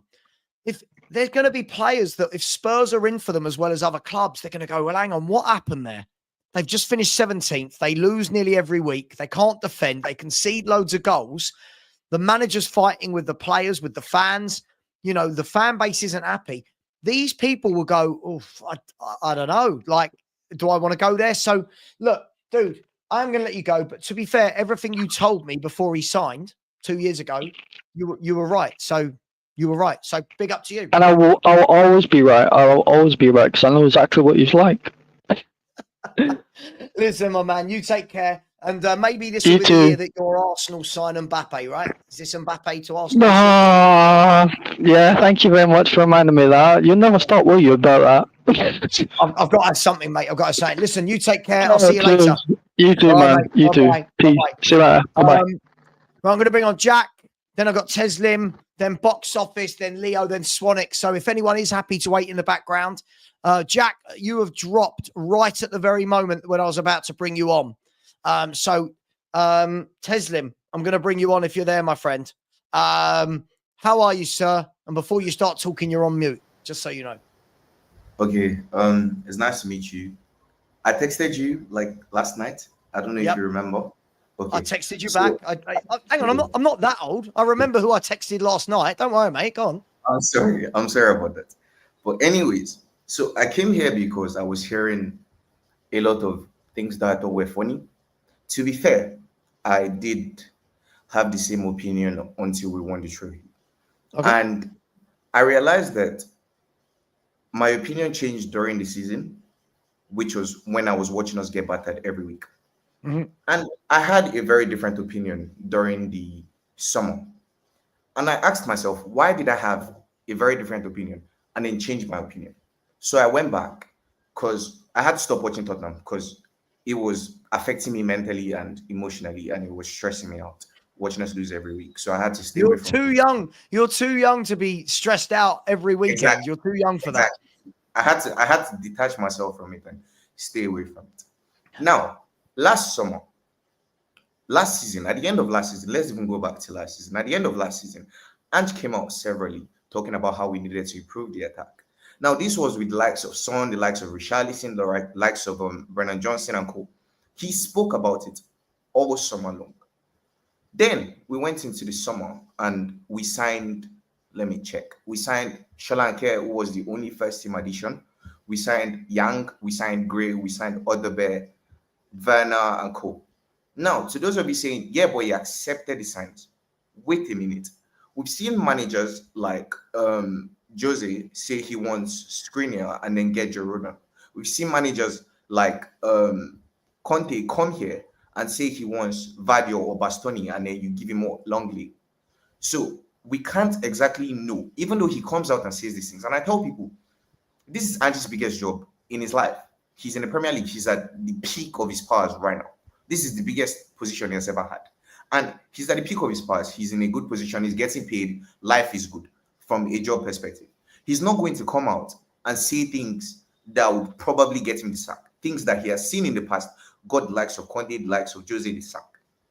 Now, aside from all that, okay, now, last season, we finished 5th. People are going to say, where we had a very good start to the season, I think 26 points out of the first 10 games and this and that. Fine. Last season, let's put it into context. At the end of last season, the manager came out to talk about how we needed to improve the attack. Last season, all Spurs fans would have agreed that Brennan Johnson wasn't good enough and we needed a number 9. Fine, we signed Solanke, who was his number 9. Granted, this season, Son regressed. So we only made one addition to the first 11. Now, Son, who was covering up some of the flaws of our attack last season, now regressed. So that even made our attack worse. And I know you say, oh, Solanke should have made up for that. But then majority of our problems was down the sides. We're complaining about Brennan. We're complaining about Son. And we're talking about, was he a 9? Was he a winger? I don't know if you guys remember that debate. And there was a lot of conversation. Going into the summer, a lot of people were talking about, oh, Eze, do it. We didn't just say we wanted these players. We said we wanted these players because Ange had come out and told us that he wanted to improve the attack. So I think it's not exactly as simple as that. Okay, fine. Everything is going bad. Everything is going bad. We go into the January transfer window. And what do you give him? You give him Kingsley, you give him Matistel, and we give him Danso last minute because Dragic got an injury. Fine, I get it. We all thought Tel was meant to be this star from Bayern, but it turned out he wasn't that. And that's not our job as fans, as much as people want to say, oh, but the fans wanted him. That's not our job. That's the recruitment team's job. And they didn't do their work. So now this manager has a team that is not fit for purpose. Okay, fine. The players ended up coming back. They had been out for months. You don't just come back and start playing and you're 100% fit. You don't just come back and trust your body.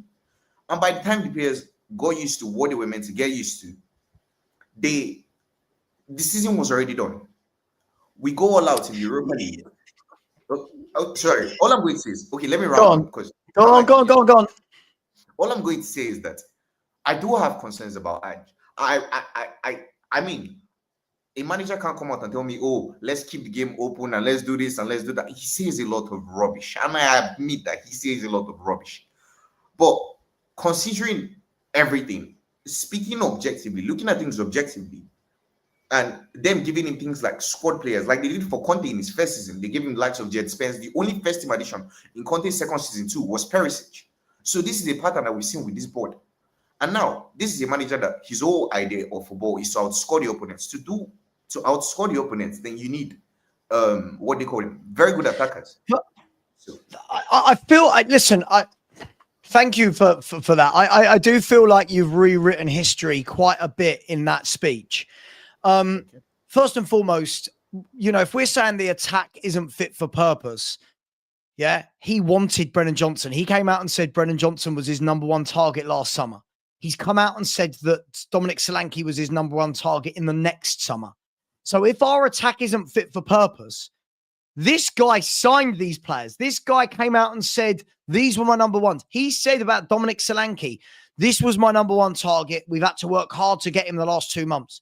He wanted Brennan Johnson. Son, for me, has regressed because of Ange Postecoglou, because he doesn't know how to get the best out of him. He's got him hugging a touchline when that's not Son's game. Son is an inside forward. He's not an out-and-out winger, right? So it's all well and good blaming everyone else other than Ange. But Ange wanted these players. Ange turned around and said, I didn't want experience. I didn't want experience. Yeah? You can buy experience or you can develop it. I prefer the second option, which is to develop it, right? So Ange is the one saying these things, right? Now, the problem is you just dismiss, well, oh, yeah, he says things. He says, yes, he does say a lot of things. He says a lot of things, Teslim, right? And the problem is no one's asking him with that forward line to win the league. No one's sitting here and going, you must be top 4 with that forward line. But what I am saying is I don't expect to be 17th with that forward line. What I am saying is I expect Tottenham to be hard to beat, right? You're talking about injuries. Okay, cool. Well, if you've got injuries, if Van der Ven is injured, who's the main component of playing a high line, maybe adapt. Maybe don't play a high line with the other players that come in. If you are going to play Archie Gray at centre-half because you've got no one else, maybe put 2 centre-mids in front of him to protect the young lad. Maybe stop the fullbacks inverting so that they're next to Archie Gray so that they can support him. But he didn't. And Teslim, the problem is with the narrative you're going with is you're excusing his lack of adaptability. You're excusing the fact that he has not changed under any difficult circumstances. Bournemouth, at one point had 10 first-team players out injured, right? And won 11 of 14 games, right? Because their manager adapted. Their manager's got a system. Their manager's got them well drilled. Their manager's not gone gung-ho. Our manager just goes, go on, run at us, attack us every game.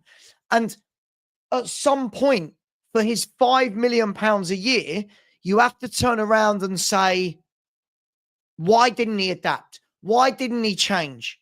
Right? Why did he bring back Van der Ven and Romero at the same time when they were both clearly not fit against Chelsea? So those two injuries are on him. Kulusevski, why did you run Kulusevski into the ground for months and months and months without resting him? That injury for me, that's on you, Ange. So I understand what you're saying. I'm not saying what you're saying is completely wrong. I will try and meet you in the middle with some of it. We know what the owners do. We know who they buy. The problem is, I'll go back to, right? He wanted Johnson. He's come out and said that that was his main target. Solanke was his main target. Half our fan base, Teslim, lost their mind about Dominic Solanke signing. They were making videos saying, oh my God, Solanke's the missing jigsaw piece. Then when Solanke doesn't score goals, it's, but Ange doesn't play to fit Solanke. Well, why did he buy him? So look, each to their own. Each to their own. But I just don't rate him as a manager in any way, shape, or form. Okay, so the first thing I'm going to say is that I feel like what you're doing is a bit unfair because you said, I'm going to say that, you said yourself, this manager says a lot of things. Now, I don't know if you remember this, and for some weird reason, I don't know why the media haven't asked him about a lot of contradictory things he has said. But I think after the Chelsea game, I think we went on 4 losses in a row or something like that, or 4 games without a win or something. And after the West Ham loss, he came out and he said he doesn't want to play attacking football. He wants to win. Now, Brighton, he was talking about entertainment. After the Europa League win, he's talking about how tournament football is different. You want to win. And I know this because I feel like it's the same thing as you. There's nobody that knows somebody more than somebody who is a hater. When you're a hater, you listen to every single thing that they say because, oh my God. When you're a hater, you listen. Sorry, Solanke, the striker who made us European champions. Didn't he score like 2 penalties in the semis and the court? What are we doing? What are we doing? Did you watch Solanke in the final? He has been bad since he came back from his injury. I can't deal with comments like that. It's just absolutely delusion. Sorry, mate, go on. Okay. But and now then you say, he said Brennan is this. Even though he did say it. But like I said, this manager says a lot of things. And if you're going to talk about how he said this, but then he's saying this, he did sign Brennan as his number 1 target. But at the end of last season, he was talking about how we needed to improve the attack, which is contradictory. Do you get what I'm saying? So now you also said something about adaptation. I watch your channel, so I've heard you talk about how there are games like City where he was forced to adapt. Granted, everybody's forced to adapt against it because you barely play football. Do you get what I'm saying? But then I think we can, or it's fair to say that he did adapt Frankfurt away. He did adapt Bodo Glimt away. Yes? Or you don't think so? Why? So I wasn't talking about Europe. So why do you think he adapted for Bodo away, for Frankfurt away? Could it be because his job was on the line? Exactly. Right. So in the league, why is he not adapting like that in the Premier League? Because he knew that if he wins the Europa League, he can still continue to implement what he's trying to do in the league.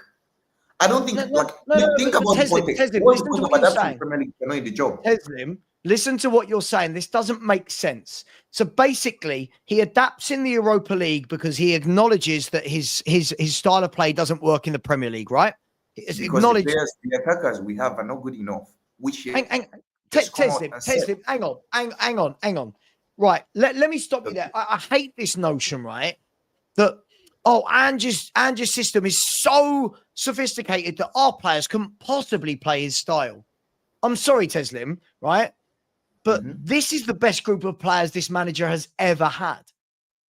In all the clubs he's been at, in Japan, in Australia, and at Celtic, This squad is the best squad of footballers he's ever had, right?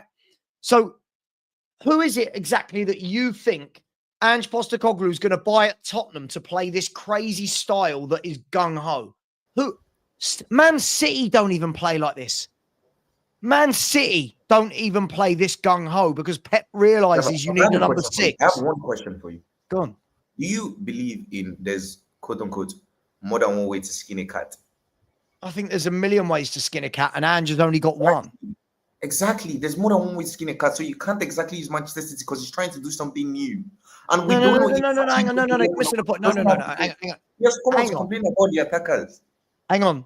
My point is, there are teams that play quite wide open, like Manchester City. I'm using them as just an example, right? But Pep Guardiola realizes at any football club Pep Guardiola goes to, what's the first thing Pep Guardiola does, right? He gets a number 6, right, that dictates the game and protects the back 4, right? The first thing Pep Guardiola does, right? First thing he does. Ange Postecoglou has not worked out in 2 years that he needs a defensive midfielder in the Premier League. Why? Why has he not worked this out in 2 years? All I'm going to say is, and I'm going to respond to your question. Okay. Like I said, I do have problems with him, but I'm willing to give him the first 10 games to try and see if he has figured out whatever he's doing just because he won us that trophy. I wanted him out 6, but I'm willing to give him the first 10 games. Now you talk about why he hasn't found out about the 6. Like I said, what is Ange Ball? Everybody has an idea what Ange Ball is. Some people might say, oh, they might not really understand it, but the whole idea. I'll show you Ange Ball. There you go. That's Ange Ball. Ready? Exactly. Look, commit. Look, this is Ange Ball. Look, we are, mate. Listen, look, Teslim, I get it, right? I get it. I get that people want to give him to the beginning of next season. All I'm saying is from a tactical standpoint, right? Not an emotional standpoint. And this is the difference I know a lot of the people that attack me, right? I know it, right?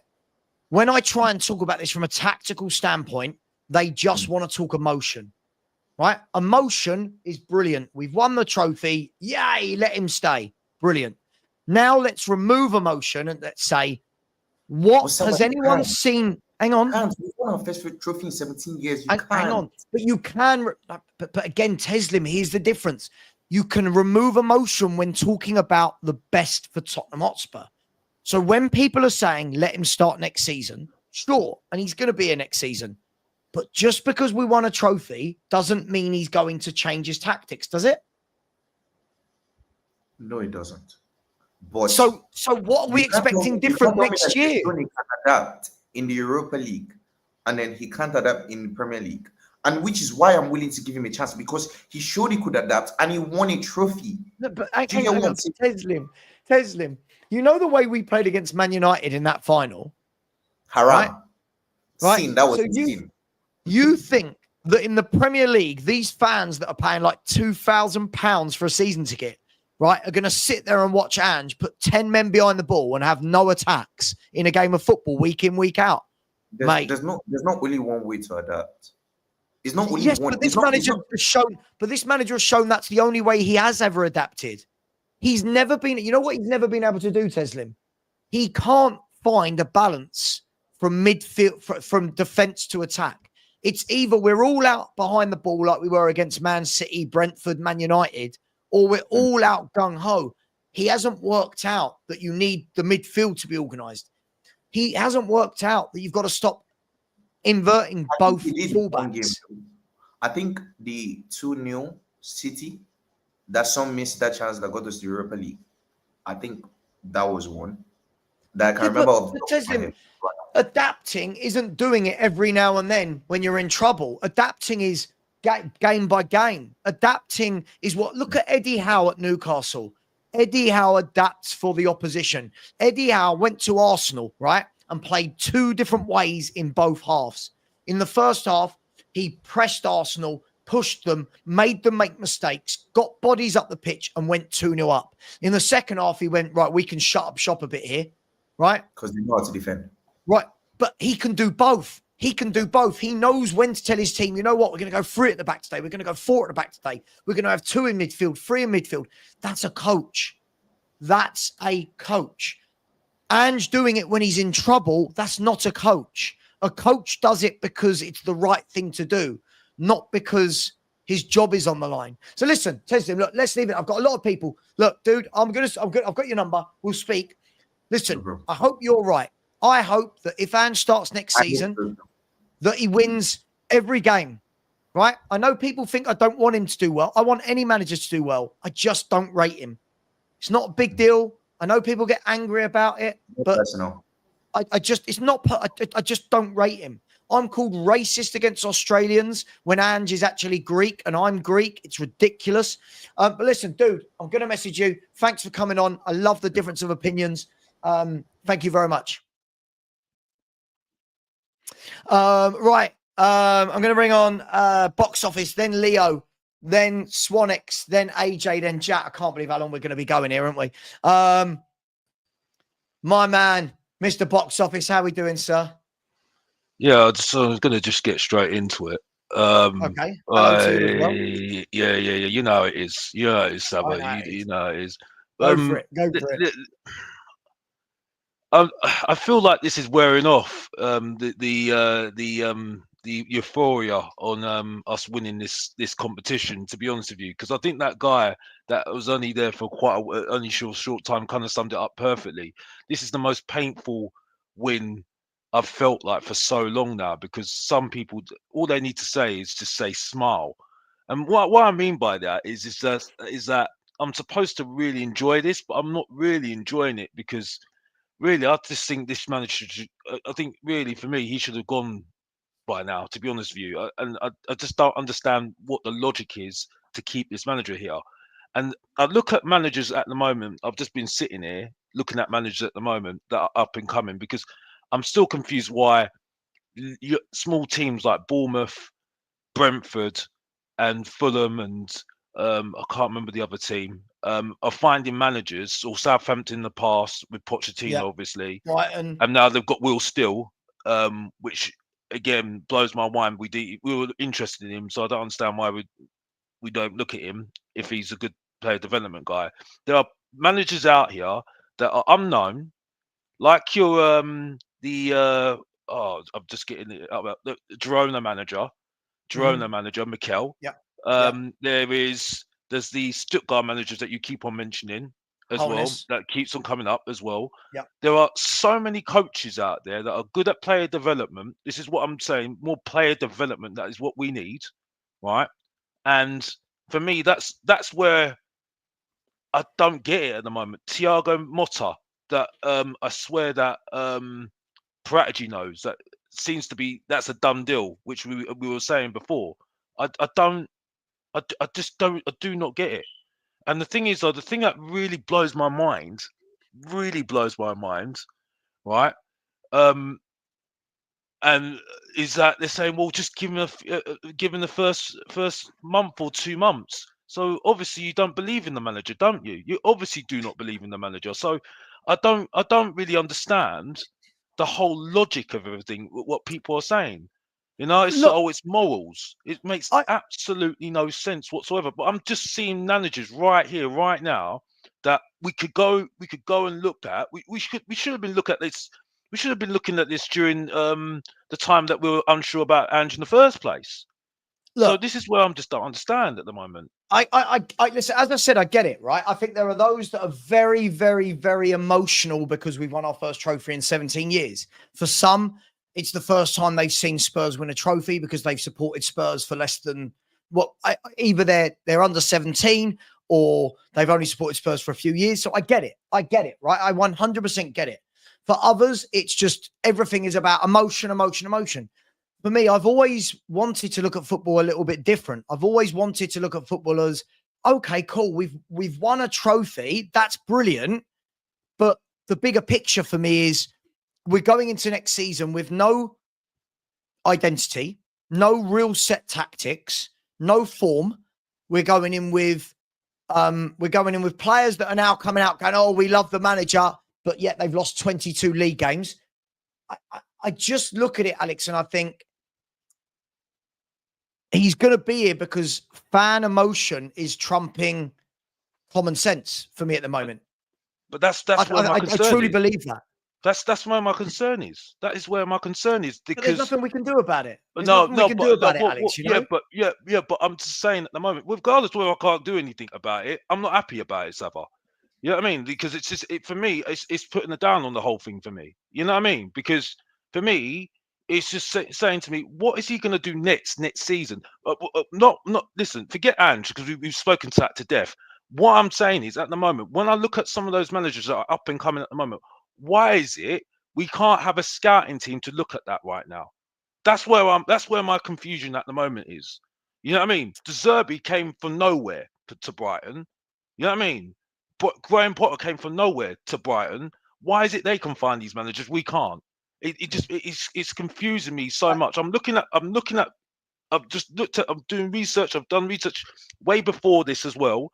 And there was a guy called Ingo Perez, who was ironically what is it, Ariola's manager, assistant before he went to Bournemouth, and now he's doing he's at Rio Vallecano as the manager, and he's good at player development as well. So what I'm saying is, what my argument is at the moment is that, are we that desperate at the moment to keep this guy, and that we can't look at other managers and think, well, he could do a better job with some of the players we've got? Because at the end of the day, no one's improved, and that's where my concern is at the moment. You see, because we're going to see this dross for next couple of seasons, next season. Well, look, and when we sack him, the problem I have with when we sack him halfway through the season, right? What's going to happen? We're going to go and get a second-rate manager because we're so desperate. When the managers are available right now, like I've just mentioned just now. I get it. Look, at the end of the day, he's here. He's going into next season. So what he's got to do for me is he's got to give us an identity. He's got to give us an identity. We can't go into the Premier League being this wide open, this gung-ho. So, Alex, look, I am going to move you on if that's all right. Just so I've got so many people still to get through, and I do want to have... The reason I did this early was so that I could have an evening to myself, because I've streamed every night for about a month. So I'm going to crack on if that's all right, my man. But I'll speak to you a bit later in the group. All right, bye. Alex didn't even say hello or say goodbye. I love that. Just efficient, just straight in there. Big up in the chat to Cornelius Day, who's become a new member.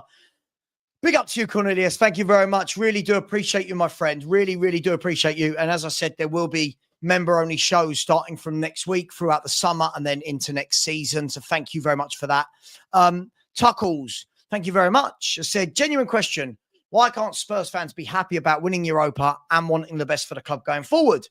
Spurs fans that are now Ange in should also be Levy in if you're using that logic.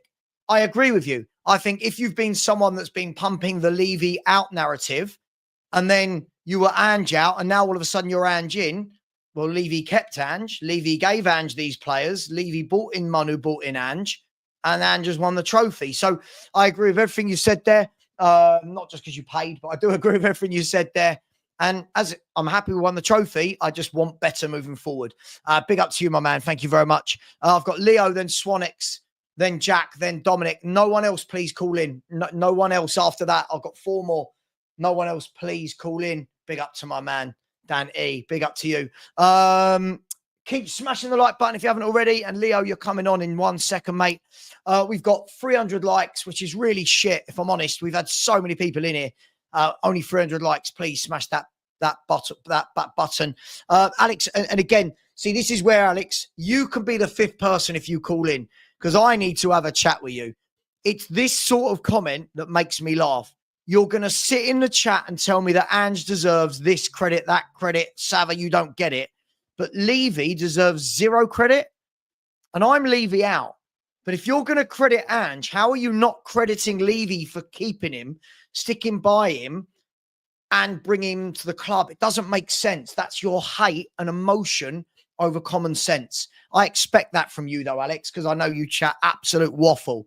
By the way, I'm friends with Alex, so it's okay, guys. All right, I just can't. Don't everyone get knickers in a twist.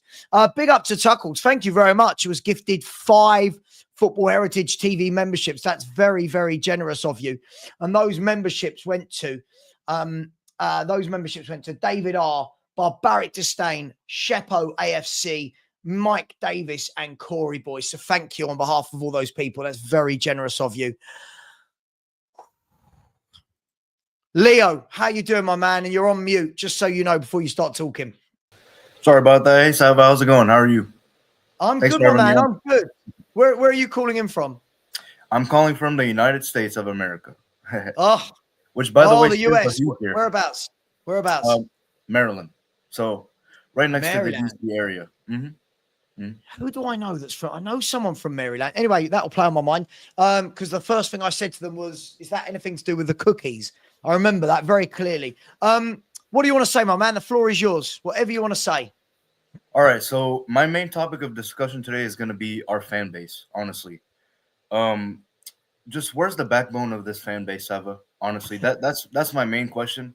I'd like to preface all of this by saying I've only been a Tottenham fan for about 4 years. So, if that throws all my credibility out the window, then so be it. But I quickly have realized what kind of a garbage, I'm sorry, in all due respect, fan base that this club has. We have no backbone, I'm hearing things like, we're not PSG, we're not Liverpool, we're not Man City. That's BS. I'm sorry. We need to strive to be at the top. I'm very passionate, and I'm just furious with how this club has been run. I'm furious with this manager, and I'm furious that for 2 years, week in, week out, I've been sitting watching that garbage football on my TV, and yeah, it just has to stop. That's my main topic is, where's the backbone of this fan base, really? Yeah, look, that's a lot of information to unpack there. Look, I agree with you on the most part. I do feel like, when you said the comment about, it's garbage, we're not PSG, we're not Man City. I do think that we've got to be very realistic. And to get to those levels, I mean, look, have a look. That's what Villa are trying to do right now, right?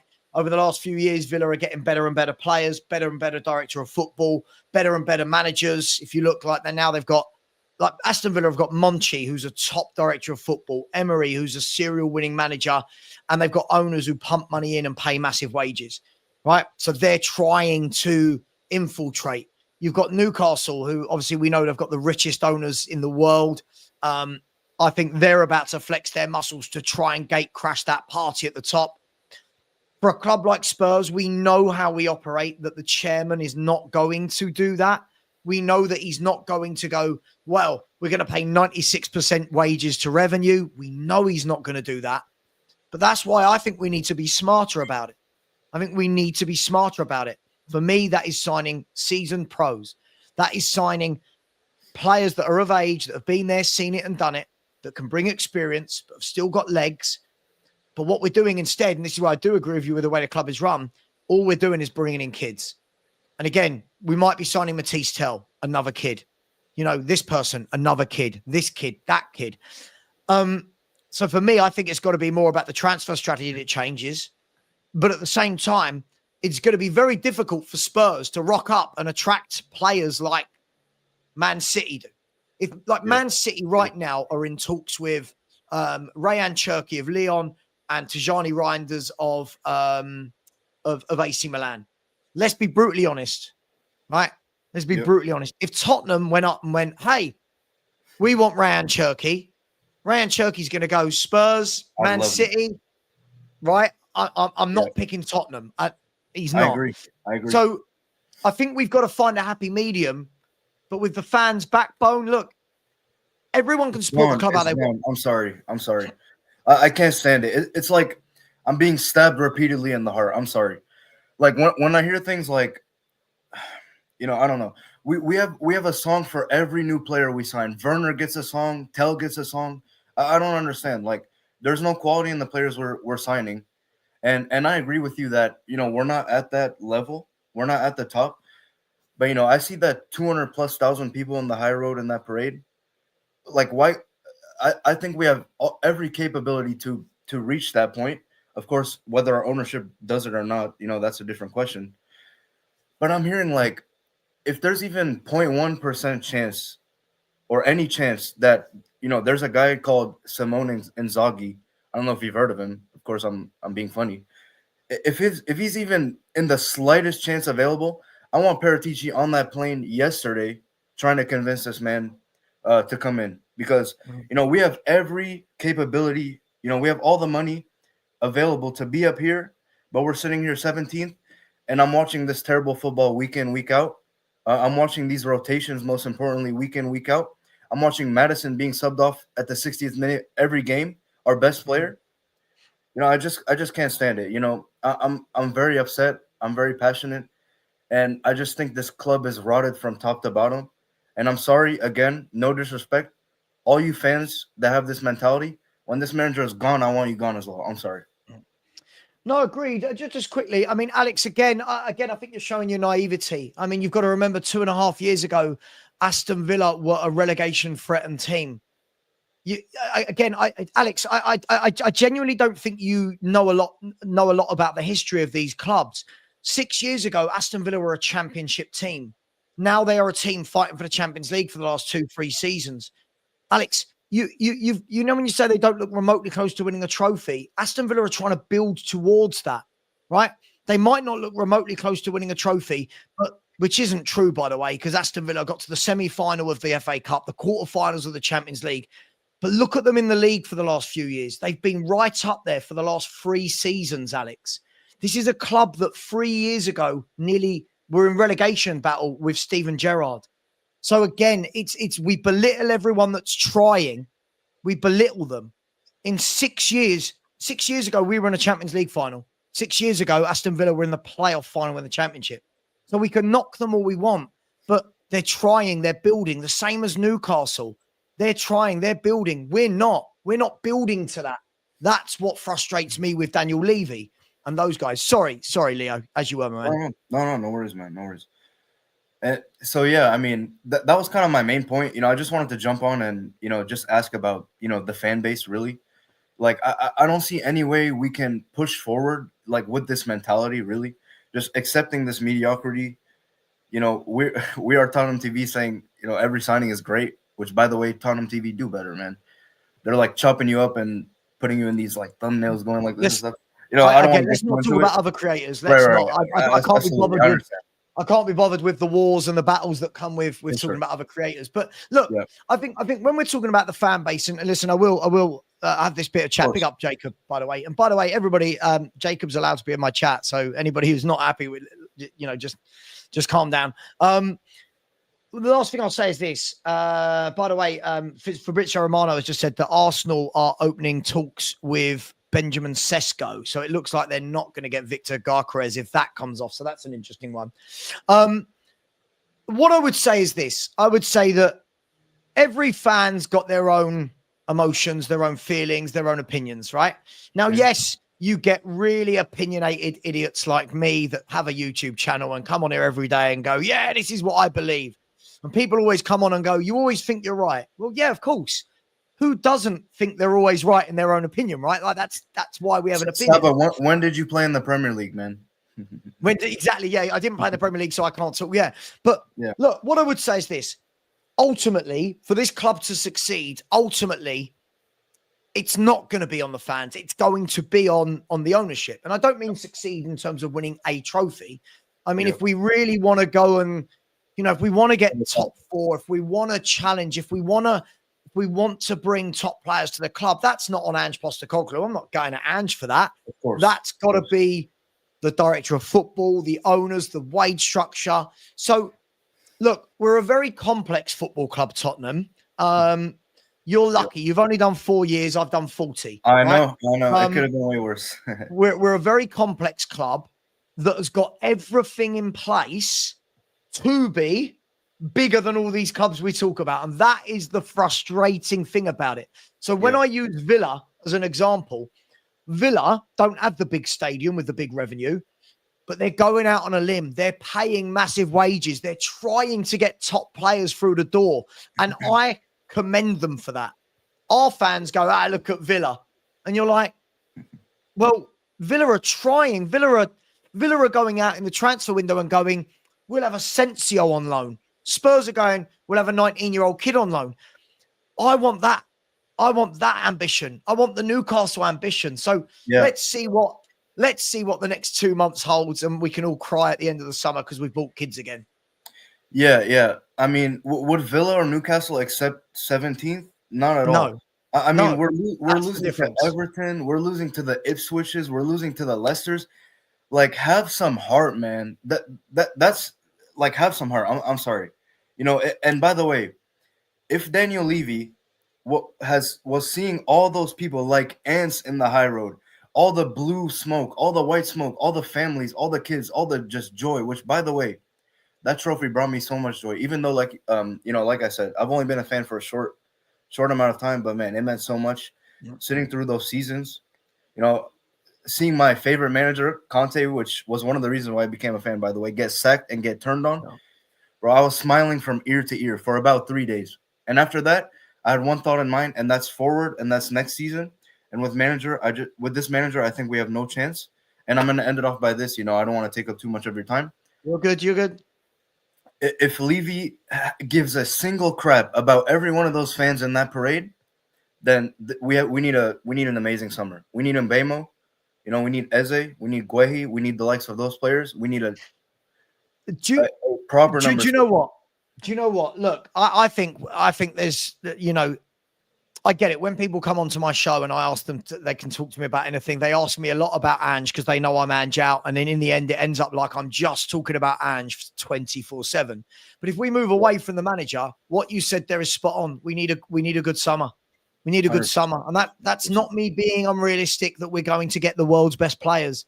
But we've got to be going for the Eze. I love Turkey even. 25. I mean, he's going to go City, my man. He's in talks with City. I That's know. the problem. Yeah. So, look, listen, I appreciate you coming on. Thank you. Thank you so much. As I said, any fan has got a right to feel how they want, but so have I, you know, so have you. We've all got a right. So, listen, big up to you, Leo. Take care, my man. Congrats on 18K. Get this guy to 20K. Thank you very much, Savva. Have a great rest of your day. Thank you, mate. Cheers. Thank you.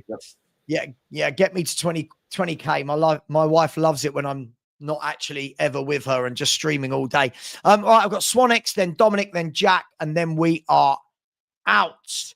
Right. And yeah, absolutely. Listen, like Jacob and I completely disagree on football, but we're allowed to, right? It's not, I don't like this notion that you're Ange in, you're a horrible wanker. I'm Ange out, I'm a horrible wanker.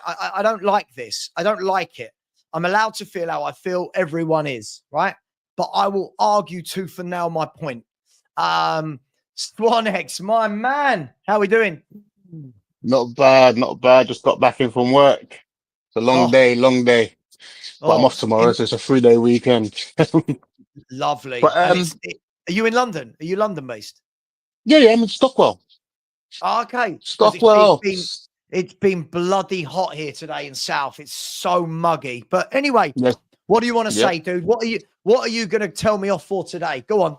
No, I'm not going to tell you off for anything. I'm just looking at this whole thing, and I'm thinking like, Levy's obviously, he must be so pissed off at Aaron for how we finished. But I'm looking around and I'm seeing Man United buy players. I'm seeing Chelsea buy players, Man City buying players, Newcastle up buying players. All these teams that are in the Champions League, and again, we're sitting there scratching our balls, doing nothing. It's just crazy. And then you're going to wonder why the Ange goes into next season, and then we're going to be struggling from the beginning because the ownership. This is the moment where the ownership needs to say, "Listen, we won a trophy. We've never seen this ownership properly after winning the trophy because it was so long ago and forgot about it. But now we've won a trophy, and he's seen the fans' appetite for it and looking over 250,000 people in the streets. This is the time when Levy should be. He hasn't got to go in his pocket and spend 100 million, but we should be in conversations looking to do something for next season. But I feel like Ange needs to walk. If he's looking at the transfer window and seeing no experienced players like he's requested, he needs to disappear before the beginning of the season goes. And that's fair to him because we've got a manager he doesn't coach, so we need better coaching staff under him, and we need better players that we've got, and we need to pick a struggle. We've got too many struggles here, and that's why we finished in 17th. And this ownership is the only way that we can give Ange a chance. Even because we have to be honest, he's not a great man. He's not a great coach. So if we're not going to have a great coach, we need to have great players. And at the moment, it's looking ugly right now. Look, I think that this is the history of the Tottenham. as was once said. And yeah, let's have a conversation that doesn't actually involve the manager for 5 minutes. Whoever the manager is, Tottenham should be in the market right now. And listen, as I say, we could be working behind the scenes, but other clubs we're hearing actively, like, and we're not hearing rumors, we're hearing so-and-so have open talks, so-and-so have been. For me, this is my worry every season. If I take my Ange hat off, whichever way that hat goes, this is my worry with Levy, whoever the manager is. Whoever that manager is, we need to be moving quick. Now, there's going to be two schools of thought here, right? One is, oh, I've seen this all day today. Oh, he must be going, Ange, because otherwise we'd be active in the market. The other school of thought is, well, it doesn't really matter because Levy never moves early in the market anyway. But I want us to do what Chelsea have done. Chelsea won a European competition yesterday, and today they signed a new centre forward. Right? Like, yeah, you know what I mean? Double celebration for their fan base. Right? Now, for me, it's not about the lap. I don't care about the player. It's about they've identified their target. This is our guy. Bish, bash, bosh. Let's get that done. We don't do it. We don't do it. For example, if Carl Walker-Peters is the guy we want to bring in as our fullback, as our fullback rotation for right and left back, he's free. He should be at the club now. Like, do you know what I mean? Like, just get it done. But the problem you've got is Paratici's coming back in. He can't officially start, if I'm not right, for a month. If I'm not wrong, I think until July. So is Lang looking after the transfers? Is Lang going? Is Mum doing it? Levy's on holiday, apparently. Angie's on holiday. It's like what's going on at Tottenham? We've just won a trophy. Strike while the iron's hot. You would never think this is a multi-billion-dollar company that can only do one deal at a time. It amazes me how Spurs seem to be like, oh, we've got to do this deal before we can even go and look at that deal. Like, that's not how a multi-billion-dollar company works. You should be able to do multiple deals, 4 or 5 deals all at the same time, ready to go and hit the button once Levy says yes. But it just seems like I just don't get it. I just really don't get it. I mean, I look at, like, you know, Cherokee, who was what, 22 million. Are you telling me that Spurs couldn't get him? I know he's in talks with Man City, but if I was Daniel Levy, I'd be like, yo, call that boy up, see if he was to come to Spurs. You know, let's be honest. I mean, the chances are he's probably going to go Man City, but there's a good argument to say don't go Man City over there because firstly, Pep's not going to be there much longer. Number two, let's be honest, Maverick players go to City and they die. Let's be looking at Grealish. Grealish is not the same player. Yeah, but Swanx, and I think Swanx, we can't do that. We can't do that. If we're gonna, this is what we're doing. This, if you're trying to buy a player, you're going to tell him that, though, aren't you? Jack Grealish has gone from Aston Villa, who were in relegation battles, joined Man City, won trebles, 4 titles. Like, how many titles in a row? England caps while he's there. Like, I'm sure. Hang on, Swanx. Jack Grealish is not going to look back at the end of his career and go, God, I made a mistake going to Man City playing for Pep Guardiola. Come on. He's not. Okay. You can look at the fact that, you can say, you've got the medals, but look how much game time he's had over the past, I mean, since he's been, I think majority of City fans will say he's been although he's got the treble title, the treble, they probably would have got the treble without him. And it's not, and you probably could say he's been a flop by Man City standards for 100 million. And me personally, I love Jack Grealish. I think he's one of the best England players that we had in his time. But I think Jack Grealish looks so much better at Villa playing the way he played there than he does playing at Man City. But this is the way up for professional players. So we're thinking about it from a fan point of view. From Jack Grealish's point of view, right? If Man City come calling, Pep Guardiola comes calling, says, hey, come and join us. Yeah? You're going to win trophies every year other than this year. You're going to win trophies, right?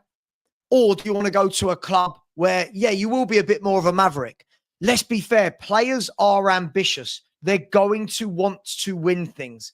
Jack Grealish, you got to remember, Man City win everything or have up until this year because of the style of play they've got, right? We can all say to Pep, hang on. But Swanx, we can all say, I see so many people talking about Pep ruining this player, doing this. These players should be on their knees for Pep Guardiola. He's made them serial winners over and over and over again, right? And we've got people going, oh yeah, but Pep's killing this player, he's killing that player. I bet you the players don't feel that way. I bet you the players don't feel that way about it. No, I get what you're saying there, but like you, I watch football when there was a bunch of mavericks in the Premier League. You know, when you look at, like you said, Ginola, when those sort of players are able to express themselves, and you know when you talk about, I think the game's dying a bit because there's so many systematic playing styles, and yes, you can go to Pep and you can win stuff, but it's almost like you say, I didn't want Jack to go there because when you're watching Jack at Pep, like I said, you don't get the enjoyment of watching him, and I miss that. I miss the maverick in the game. Do you know what I mean? Dominic, again, fan versus professional footballer with ambition, right? Me too. I thought Jack Grealish at Aston Villa, I wanted that boy at Spurs so much. I loved how he played, right? I guarantee you, if you ask Jack Grealish or anyone close to him, he's never going to turn around and go, worst thing I ever did was joining Man City and Pep Guardiola, right? Let's have a look at Jack Grealish at Man City, right? In the year they did the treble, Jack Grealish played 50 times for Man City. 50. He was in every big game Man City played that season. Jack Grealish played. Pep trusted him for what he did, right? This guy has won 3 Premier League titles, 1 FA Cup, 1 Champions League, a UEFA Super Cup, and a FIFA World Club Cup, all in the space of 4 seasons. Where else are you going and getting that? Where else are you filling up your trophy cabinet like that if you're Jack Grealish? And again, I do get what you're saying. Just quickly, yeah, I do think people, before they say things, need to look at the facts. When you're saying he's barely played the last 2 seasons, in the last 2 seasons, Jack Grealish has played 73 games. So in the last 2 seasons, he played 73 times. That's not barely played. That's a lot of football. But when you go to City, yeah. You said in one of those seasons was 50, wasn't it? You said 50 games in one of those seasons, didn't you? 50 was the season they won the treble. What does that tell you? So, and then that's 20 in the following season. Sorry? So do you see, you said 50 in that treble winning season, but in the following season, it was 20 games or so. He won 36 games in the following season. Okay, so 86. Okay, all right. Right, in those 2 years, right? And then this year he's played 34. So you know when you're looking at that, right? In Man City's best ever season, Jack Grealish played 50 games. That tells you that Pep Guardiola trusts this man. This tells you that listen, Jack Grealish is never ever going to forget moving to Man City. Come on, man. Come on. He didn't ruin him. He's given him a great career. I see. He gave him titles and whatnot, but you have to admit he stifled the player in his system. That's you can't, like you said yourself, he played better at Aston Villa. You like to watch him, and it's a case of obviously someone like Cherokee. Where does he go? Tell me a club that would have taken Jack Grealish there and allowed him to just do what he did at Villa. Because what you've got to remember at Villa, Jack Grealish was the big fish in the little pond. So everything Villa did, get the ball to Jack, get the ball to Jack. When you go to Man City and you've got Bernardo Silva, Phil Foden, Kevin De Bruyne, Ilkay Gundogan, Mahrez was there when he first went there. You've got, Erling Haaland. You're not the big fish. You're never the big fish, right? Rodri is the big fish. Haaland is the big fish. De Bruyne is the big fish, right? They play come rain nor shine if they're fit. The others rotate. Are you telling me you would? Let me ask you this. If I'd said to you, right, you were going to go to, forget that you support Spurs, right? If I'd said to you, you can go to Spurs and you can be a maverick and you're going to win 1 trophy in 4 years, or you're going to go to Man City, play Pep style, and you're going to win all of those trophies over and over again. Where are you going? As a pro footballer, like a 15-year career, where are you going? Okay, well, but I'll switch you about. What about someone like Carson? He's got what? how many titles? How many? You know, sitting at the bench at City. You telling me he's looking at the back of his career? Said, "Yeah, I had a great career at Man City." He I sat on the reckon, bench. mate, I reckon Scott Carson's sitting there and going, "What a magnificent career! He's got about 4,000 trophies. That man's Or living the hardly dream." plays. I hear Mate, it, but it's like, yeah, I get it. but the I hear that. difference There's, is, I mean, Swanx, the difference go on. is, right, when a Scott Carson goes to Man City, he goes knowing why he's going to Man City, right? They probably said to him, somebody can check for me in the thing. We'll give you 50, 60, 70 grand a week. You are the third, fourth choice goalkeeper. You are going to coach. You are going to help coach, help train the other goalkeepers. You're going to play in absolute emergencies, but you're going to win trophies. Yeah. Come on, man. Like, players have a small career. They want to win. They're not like fans. They're not like our fan base who want 15th in an FA Cup. They want to win the big things. They want big things. You know, I hear, but like I said, you want to play the game as well, don't you? Though you want to enjoy playing. You want to. It can't be just about trophies because so many players are going to flipping Saudi these days. It's about money, isn't it? Obviously, that's probably the most important factor. But no, I just think someone like Cherokee at that age should probably. I'm hoping that he doesn't go to Man City. Put it that way. That's my reason. I'm just saying, but we should be in for a player like that at that price. At that price point. Realistically, and then I will have to get Dominic on. He's been very. I've got 3 more people. Realistically, if you are Rayan Cherokee, let's be brutally honest. Spurs are ringing you up. Man City are ringing you up. There is not a chance you are picking Ange Postecoglou and Tottenham over Pep Guardiola and Manchester City. Sorry, Rayan. Do you want to come and play in the number 10 behind Dominic Solanke or behind Erling Haaland? Do you want to play with Rodri in midfield, or do you want to play with Yves Bissouma in midfield? Come on, man. There's levels to this game. There's levels, and we're not at it. I hear it. No, I hear it, but I feel like the Spurs should still be putting in that fight. They should be still making a case, whether he comes or not. But I just feel like at the price point, Spurs should definitely be in there. But Swanx, but apparently we have. I do this conversation on my show all the time. Just because you haven't seen it in the press doesn't mean that we've not gone to his agent and said, "Hey, we'd like Rayan. What's the details?" For all we know, because there was a lot of reports saying that we wanted Cherokee. For all we know, that they've turned around and gone, "Yeah, he's talking to Man City." And at that point, let's be fair, Spurs would go, "Oh, okay, like, let's be fair. You're not. There's levels. There is a food chain to football. Our fans, the majority of our fans, don't seem to understand the football food chain. And to get up that football food chain, can't be finishing 15th and 17th in the league. Players don't want to join teams that finish 15th and 17th in the league. They want to join clubs that are challenging in all competitions. So that's why when the fan base tells me I'm happy with 15th in an FA Cup, no, you're not. You're not happy with 15th in an FA Cup because the players won't be. The players aren't happy with 15th in an FA Cup. Let's be fair. If we had finished 17th and won the League Cup this year, no one's happy because we've not got back in Champions League football. We've made fuck all revenue, can't attract more players. It's the food chain of football.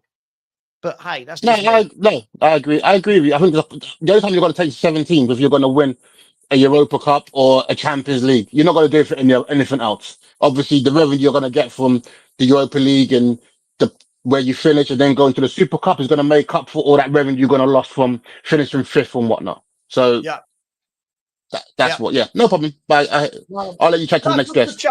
Good chat. Enjoyed it. I'll tell you what I'll do. I'll try and get Jack Grealish on one day and I'll ask him how shit was Pep. Definitely. How much do you regret the treble? How much do you Did you enjoy playing for Pep? Like, nah, it's for Aston Villa. I bet he says that.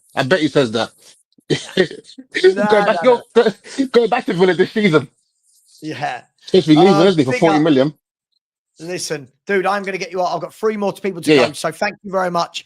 And I'll speak to you soon, man. You take care. Cheers, buddy. So 3 more people to go. We have got Dominic. Thank you, Dominic. You've been very, very, very patient. I do appreciate that. What do you want to say, my man? And thank you for calling in. Cheers, Savva. Yeah, my name's Dominic. I'm calling in from Northumberland, lifelong Tottenham fan and first time on the show. I just kind of want to talk about the decline, really, and how far it goes back. You know, for me, it would go back to 9 games into last season. So we're going back to October 2023. And I'm talking about decline in just general performance as a football team on a football pitch. You know, tactically found out, I feel like, after 9 games. It feels like Ange was found out tactically. I feel you can get away with it in Europe. I don't think the scrutiny, I don't think you're studied as heavily or as intensely in Europe as you are in the Premier League. And I'm concerned we're going into a 3rd season. You know, there's been that extra time to get more found out. Just going back to Everton away this season, 3-0 down at half time. You know, I had genuine relegation fears that day. And I remember celebrating when Ipswich lost the game because I was that concerned that they were going to catch it up. And but that's incredible. I've never felt like that since, you might go back to maybe 95 when Klinsmann came back on loan and he scored 4 goals away to Wimbledon at Selhurst Park. That was the last time I actually genuinely felt relegation concerns. But it's the manner of the defeat, Savva, as well. You know, you can feel it. I mean, Brighton, I know it was the last game of the season. In that second half, we had one attempted goal, and Brighton had 15. That's 1 every 3 minutes. You know, on our grass at our stadium, it just felt wrong. You know, it just felt too much. And it does matter. You know, people say it doesn't matter. You know, the players were on the beach. Like, we have to have the mentality that it always matters. You know, we're never going to succeed. And just thinking what a new coach could do, the impact, you know, a new coach can make every player better, like 30, 40%. Imagine 15, 16 players improving like 30 or 40% in one summer. Glasner could do that. I genuinely believe that. What a signing that would be if 15 players improved, you know, by that much. And yeah, that's where my head's at. You know, he's number one. Like, for me, if we can get Glasner, I'd be over the moon. I'm not sure if he would come. Hopefully Palace kind of sell some of their best players and that might turn his head a little bit. But yeah, this is my final point, Savva, on the whole Ange thing is, very rarely when a manager, it gets to this point where the fans are booing at home. It's probably happened 10, 12 times now. The press conferences, the clashes with fans, the unrest. Normally, you would say in footballs, in the Premier League, when it gets to that stage, I can't think of many examples where that's been reversed and turned around. Very, very rarely. Less than 10%. This is my biggest fear. This is my biggest fear for all the people that just say we want a trophy. I get it. I'm not dumb. We want a trophy. I get it. But you're right. How often do you see a team that badly get turned around? These people that say we want a trophy have seen this manager not being able to coach for 2 years, but are living on the fact that something's going to change next year. Well, if something's going to change next year, why didn't something change this year or last year? Why is it suddenly going to change? Yeah, you won a cup, brilliant. But what's different? For example, is Angepostecoglou going to sit down and go, do you know what, to his coaching staff, what a lucky escape this year. Get it. We got a get out of jail free card. We won it. Right. Yeah. What are we going to do? How are we going to be harder to beat? How are we going to be have more defensive solidity? How are we going to be hard to beat on our own ground? And I don't believe that he's going to do that. Right. I don't believe that he is going to do that. And this is why I'm saying the emotion right now, I get it, is strong. It's with people that have not seen a trophy before.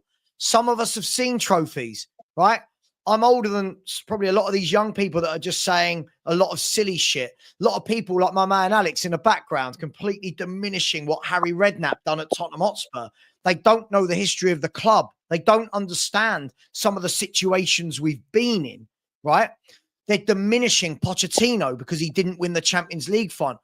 Let that sink in. That was a Champions League final who en route had to play Barcelona, Inter Milan, PSV, Dortmund, Ajax, Man City, Liverpool. But shit, he didn't win it. What do you mean? Ange would have been knocked out in the group stages of the Champions League. So sorry for the rant, but I completely agree with you. For me, how often do you ever see this turn around? And 22 defeats, Dominic. I could stomach maybe 14, 15, 22. Just shows how awful he is tactically. Like, I don't know what Ange has got in his 3rd season that he wouldn't have already have tried in the last 2. Like, what kind of big rabbit out of the hat has he got left? You know, I feel like he's played everything that he possibly could have done. And Brighton had a worse injury record than us this season. Brighton did. And statistically, we had the 4th kind of worst injury record in the Premier League. So there was 3 teams worse off, and Brighton have been competitive in pretty much every single game I've watched them. Mm. But yeah, Dominic, when you watch Brighton, right?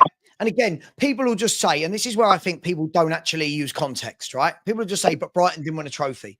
Well, yeah, Brighton are a very small club who don't operate like they don't have the revenue coming in that we do. They don't have the pool that we do. They're a small club.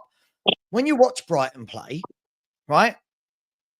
Brighton look like a team. They look organised. They look like they've got a pattern of play. Like the other night, I watched them, not just against us, it was against Liverpool as well. I'm looking at all these players they buy, and I'm like, where on earth did you scout these players from? And they're all fitting into the system. I watch Spurs play. I don't know what our system is. I don't know what we are. I don't know what we are anymore. Yeah, I'm more confused now than I've ever been, actually, with that contrast and style of play in Europe to the when Ange first came. I think we were really clear on what the style of play was, and yes. I feel the longer I've been there, the more unsure I am now. And we used to have lots of shots on target, but concede a lot of goals. But now we're not even creating much, it seems. I genuinely think that the longer he's been here, the worse the football's getting. And I always hear it's injuries. This started long before the injuries. This started long, but this has been 20 months. So listen, look, as I've said, I think he's going to be here next year. For me, the Spurs to kick on, I think we've got to, first and foremost, find a way that we play. Let's have a way that we play that teams don't just rock up to White Hart Lane and beat us. I can't remember a time where Spurs have lost 10 games at home in a season. Like, it's crazy. And then fans just going, it don't matter, we won a trophy. Yeah, we won a trophy. But who else wins a trophy and is that shit in the league? No one. No one does that. No, absolutely, Savva. We're on the same page, mate. But I'll let you get on, mate. I want to tell me your way. Listen, thank you for being patient. I really appreciate it. And listen, feel free to come back on another call. Speak soon, mate. Have a good day. Take care. Cheers. See you later. Right, we're down to the last 2. By the way, everyone talking about some XP thing. Am I missing something? Something to do with an XP? I just keep seeing. Anyone know what that is? Something? I don't know. Anyway, big up to Dominic for that call. Really appreciate him. Big up, Jack. You ready? Thumbs up. You ready, Jack? Okay. How are you doing, my man? You okay? I'm good. How are you? I'm very well, thank you. I'm very well. What did you want to talk about? Super sticker trender. I'm the super sticker trender. I'm the super sticker trender. Just remember that. I'll remember that. I'll remember that you're the super sticker trender. Love it. Love it. What did you want to talk about, my man? My favorite formation is the 4-3-3 because it's favored for its midfield control and its attacking opportunities and flexibility, and also it provides a balanced structure and like a strong midfield to dominate the game. So now there's been very good managers in the past who have used the 4-3-3, like the Pep Guardiola, Jurgen Klopp, Arteta, Carlotti, and Ancelotti. But now imagine one of those managers was in charge of Tottenham and they said, hey, Savva, you can replace us at the club. You can be the manager. But what would your starting 11 be using the 4-3-3? It can be players currently at the club, players who you want at the club, or players that have been linked to the club. And yeah, who would you have if you had to give a 4-3-3? Okay, I'll try and keep it nice and simple, and I'll try and keep it realistic. I'll keep it realistic, right? So for me, if we're gonna say what would my team be at the start of next season, Vicario, Porro, Romero, Van der Ven, and Udogie, unless Romero goes. For me, I'd like to see a midfield 3, someone like a Paulinho to come in, someone who's been there, seen it, and done it, gives some defensive protection. Not getting as much game time at Bayern. Bayern owe us money. That's where I think we should be going with Bayern, not Matisse Tell. I would look at someone alongside him in terms of like a Bergvall to learn to develop. Bergvall in front of a Paulinho, and then a playmaker in front of them, maybe a James Maddison and a Cherky if he doesn't end up at City, something like that. And then for me, I would like Eze. I would have said a Jonathan David, but I know he's going to Napoli now. I'd like an Eze, I'd like an Mbuemo and someone like a Vissa, those sort of players. So I'm not doing major surgery, just 3 or 4 solid players that make that midfield. I'd have Paulinho as your 6, Bergvall as your box-to-box, driving with the ball, and Maddison as your playmaker. I'd have Eze floating, let him do what he wants. He's that good. And Mbuemo, I'd love driving down that right, getting into the box. And I'd love a striker, somebody like a Jonathan David, someone like a Vissa, somebody that gets goals, somebody that likes to score goals. Is that fair enough? We won't want to keep Tell. He's just not good. Nobody likes Tell. It looks like we're signing him. It looks like we're going to sign him, Jack, unfortunately. Yeah, I've heard of that. We can just keep him on the bench. And then we let him run from the bench. And my final question before I let you go, because there's like 2-3 people or whatever. What do you think of Leroy Sané? Because he's been linked to Spurs, but he's also been linked to Arsenal, and all the other big clubs want him as well. What do you think about it? I like Leroy Sané because he's a direct runner. I like that Leroy Sané's first thought as a winger isn't, can I cut inside and pass it 5 yards to somebody else? It's, can I take my man on? Can I drive into the box? Can I get a shot away? He's explosive. He's quick. He's got good feet. I like that in a winger. And I don't think we've got that in any of our wingers. So I would take Sané. I do think that he's going to end up somewhere else. I do think if he does leave Bayern, I think there's going to be 3 or 4 clubs that want him. But I would take him. Would you take him, Jack? Would you take him? Yeah, I would. I love his pace, and for his age, he's quite good. People are saying, oh, because Leroy Sané is about to turn 30, they're saying he doesn't have any quality left in him. People are saying, oh, he's at that age now where he's got nothing left of him. But I think he's got a lot more stuff, especially on the Tottenham side as well. Especially when we're in that Champions League, we're going to need players like a Leroy Sané or Eze or, I don't know, any good players out there. If we don't have that, and we have Ange next season, we're finished. I don't even think we'll get through the league phase because Ange is that bad. People who are saying, Ange in, I don't think they know what they're on about. Well, I think if I stay away from an Ange debate again, I've had so many. You're right. In the Champions League, you're going to need an Eze. You're going to need somebody that can do something from nothing. And some that can make chances as well. Yeah, listen. That's why I said I love Eze. Eze's a guy that he'll float about. He might not do a lot for 20 minutes, and then suddenly he gets the ball. He jinks past 2 players, and it's in the top corner. And you go, yeah, that's what we came and paid to see. Yeah.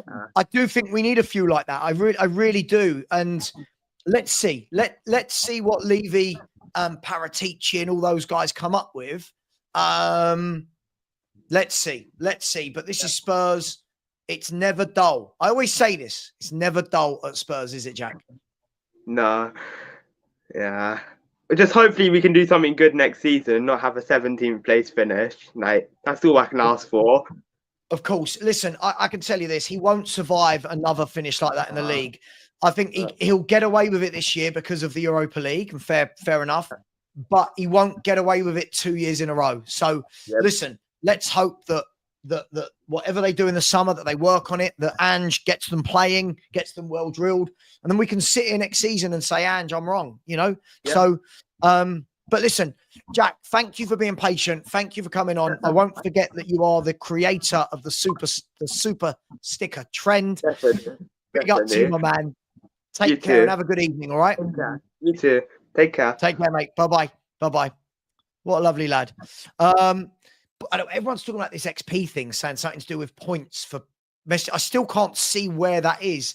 And I'm the YouTuber. I should know. Alex, you are the last person of the night. And I am not going past 8 p.m. So we've got 9 minutes, mate. Yeah, big ups. I know we love to wind each other up, but I just thought I had to come on because it doesn't come out the same way when you type in the chat. Yeah. Versus talking I was face-to-face. thinking about you today.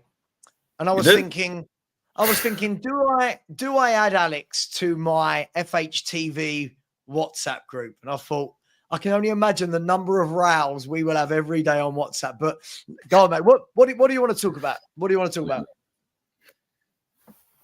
Yeah, honestly, it's loads, honestly. So it's not as fitting that I jumped on last, but I can just start with yeah, the last week really, and everything that's transpired after that. And I think everybody now is thinking about the summer, of course, thinking about the summer, what we have in front of us, what we need to do and what we can't do, etc. But I just thought this window, the players we need to sign they shouldn't be dependent on the manager, they shouldn't. Because my point is, when you sign quality players that are undeniably great, then system doesn't matter. Look at Kane. System doesn't matter. He's so fast that system doesn't matter, And I think the issue at Spurs is that for so long under Levy, we've signed system dependent players who need a certain system to work. And when it go shit at the club and when we switch managers, then these players they're all of a sudden deadwood, they're deadwood. Yeah.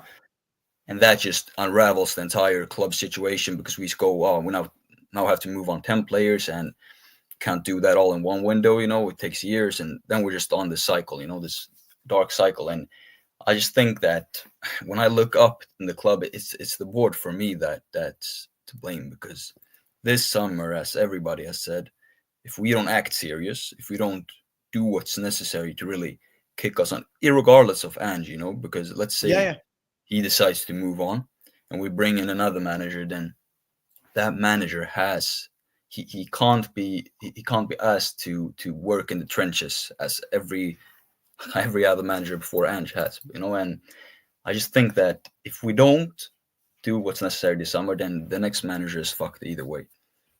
It is. And my stance isn't really, if he got sacked, then I wouldn't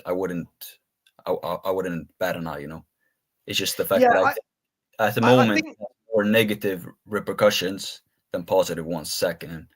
And that's not down to our league position. I think it's down to the group of players we have now, the dynamic they have now, the sort of family feel, he's established with them. I think all of that's now been some. I think you risk ruining that and then going in with another manager, which potentially could have us higher. I just don't think the manager should be the focus right now. I think the focus should be signing quality. Yeah, that's basically my sort of first long point, really. Do you know what? I think you're absolutely right. I think Spurs have to get to a place where it can't be, oh, the manager's been sacked, right? We need 20 new players that all play a different formation. And I think in general, top players can play most formations. I think if you're going to go specific, i.e., if you want to play wing backs, you need wing backs. You can't just make fullbacks wing backs. Yeah. The same, if you want to go four at the back, I think you can't just make wing backs fullbacks. It's the same kind of thing. But you're right. We should be looking at the level of players that, if Ange is here, if Glasner was here, if Xavi was here, that you go, right, I can work with this group. Got some good players here. Yeah, every manager's going to want to bring in some of their own players. But you look at the number of managers that go to a club and coach. They coach with what they got because, believe it or not, they are good footballers. So like, I completely agree with you on that front. We completely agree. But yeah, I don't even know what we'd be. I don't even know what we would be buying players for an Ange style if it was the opposite to what we just said. I don't even know what the Ange style is anymore. So I don't know when people say he's an Ange player. I don't know what that is anymore, if I'm honest. Yeah, and just moving on from that too, I think people, when they when we discuss in the chat and all of that, I think it's easy to think, I'm Ange in, because once you express your opinion, for most people, you're either Ange out or Ange in. It's hard for people to like distinguish you're in the middle. And I just want to say that 22 league losses are history, worst season history. It is unacceptable. But what I think you have to distinguish is that for me as a fan, who I'm all about winning, all about being the winner of something, all about seeing my team, actually get over the line, actually lift something that matters, that makes other clubs respect you. That's what I'm all about. And I think for this season alone, that sort of, what do you want to call it? That neglect for me was, it wasn't acceptable, but it was necessary in my opinion, because I think we would have been worse off sort of doing this. Yeah, let's prioritize everything. Let's. But Yeah. I just didn't think. I don't think we had, both with our manager and with our players. I just don't think the level of quality in this squad was there, to be able to fight on all fronts. So as disgraceful as it might be to like throw a competition aside or prioritize, more rightfully said, prioritize a competition over another, then I think that was the right thing to do, because if we would have ended the season sitting 10th, let's say we sit 10th, and we get knocked out in the semis, regardless of which team, we get knocked out in the semis of the Europa. On paper, we would have had less defeats in the season. We would have been on paper a better season in that sort of aspect. But I think this sacrifice for this season alone was necessary, absolutely necessary, and that's why you see me backing it so much in the chat. I'm not saying. Yeah, go on. Yeah, I listen. I just don't think we're ever gonna. I don't think we're ever gonna agree on that. I don't think it's ever acceptable for us. I also think it's a lie. If I'm honest, I think this is a massive lie that we chucked the league from January. We're never going to agree on that. I just think he did a really bad job in the league. And I think that's why I said it's not, except I said it's more about prioritizing. But yeah, I understand, but I mean, you don't prioritize something from January. From January, you've got 5 months of the season to go.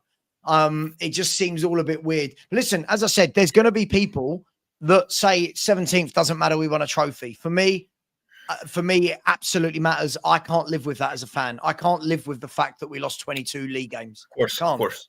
Yeah. Unacceptable. I just wanted to add that my sort of stance on it is that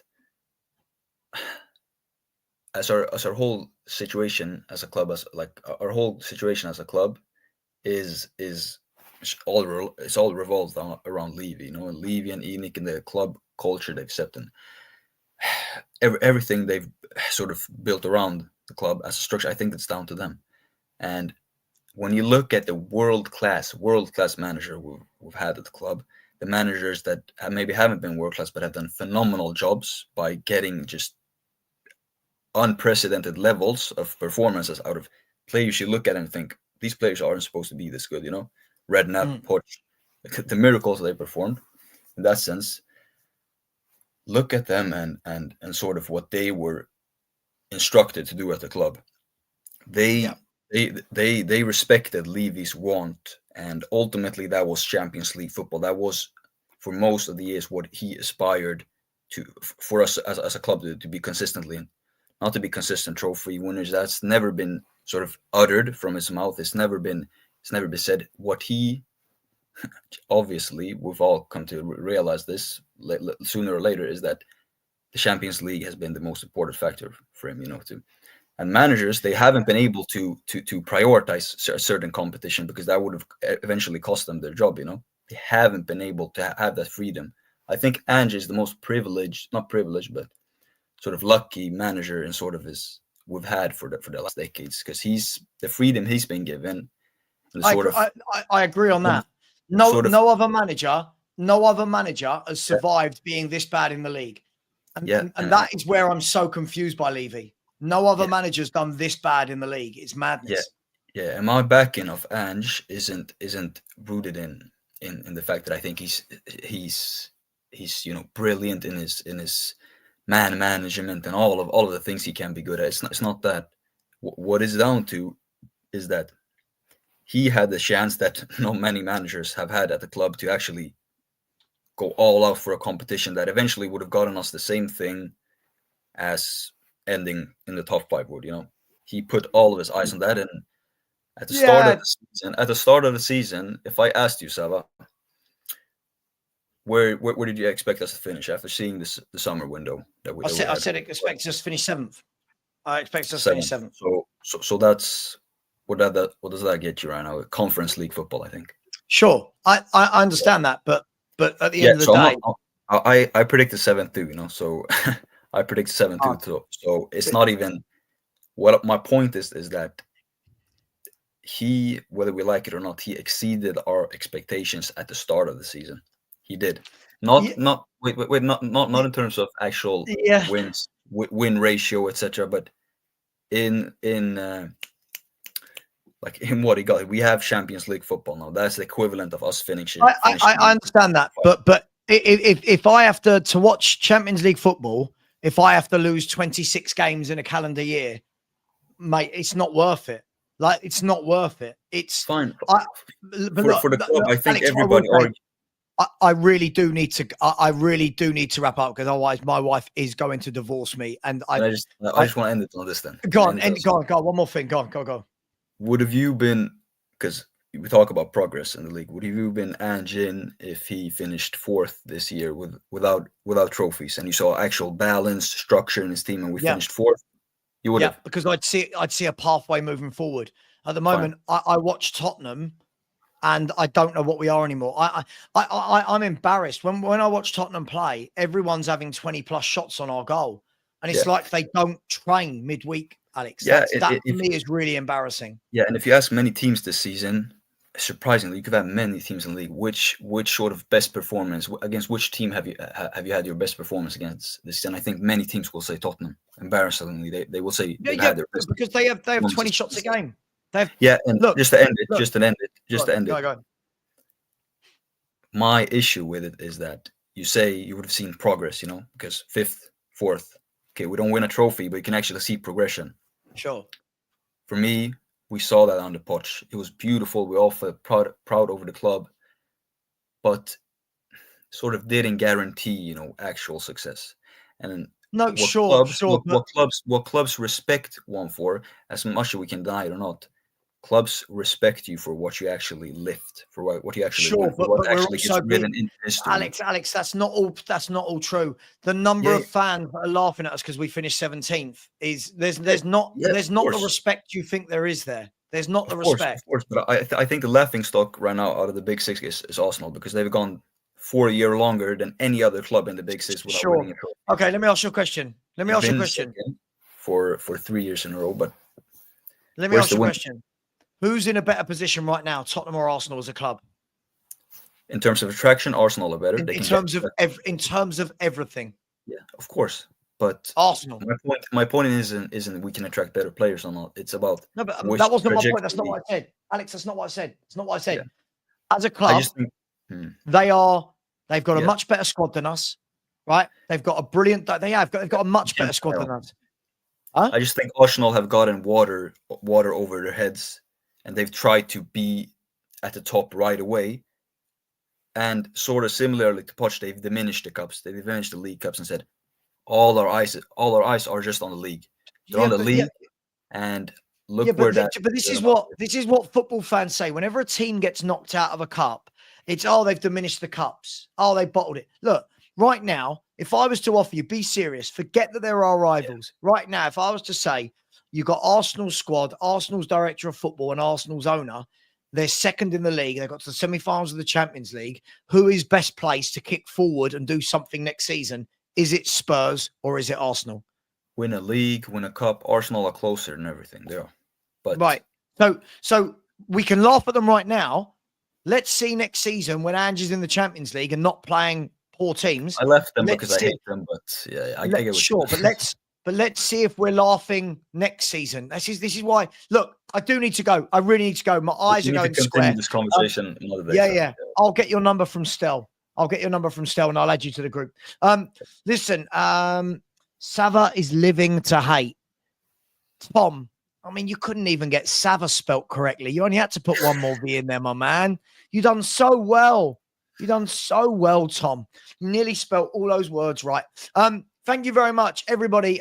Just quickly, and London, I said awful news and stays. Sure. I mean, I didn't. He's not. I mean, are people surprised? I don't think he's going anywhere anyway. Who said he's staying though? Why am I seeing this a lot? Anyway, Ange stays. Levy is a coward. Pin it. Big up to you, my man. Look, I think he's going to stay. I think he's going to stay. And big up to the two Mark Show Cookmeister, who has put in a super sticker. Very generous. Really, really appreciate you. Listen. Guys and girls, thank you. Please like, please subscribe. Thank you for all the guests. I am knackered. I'm going to go and sit down and do nothing about football for the rest of the night. Take care, everyone. And as always, come on, you Spurs.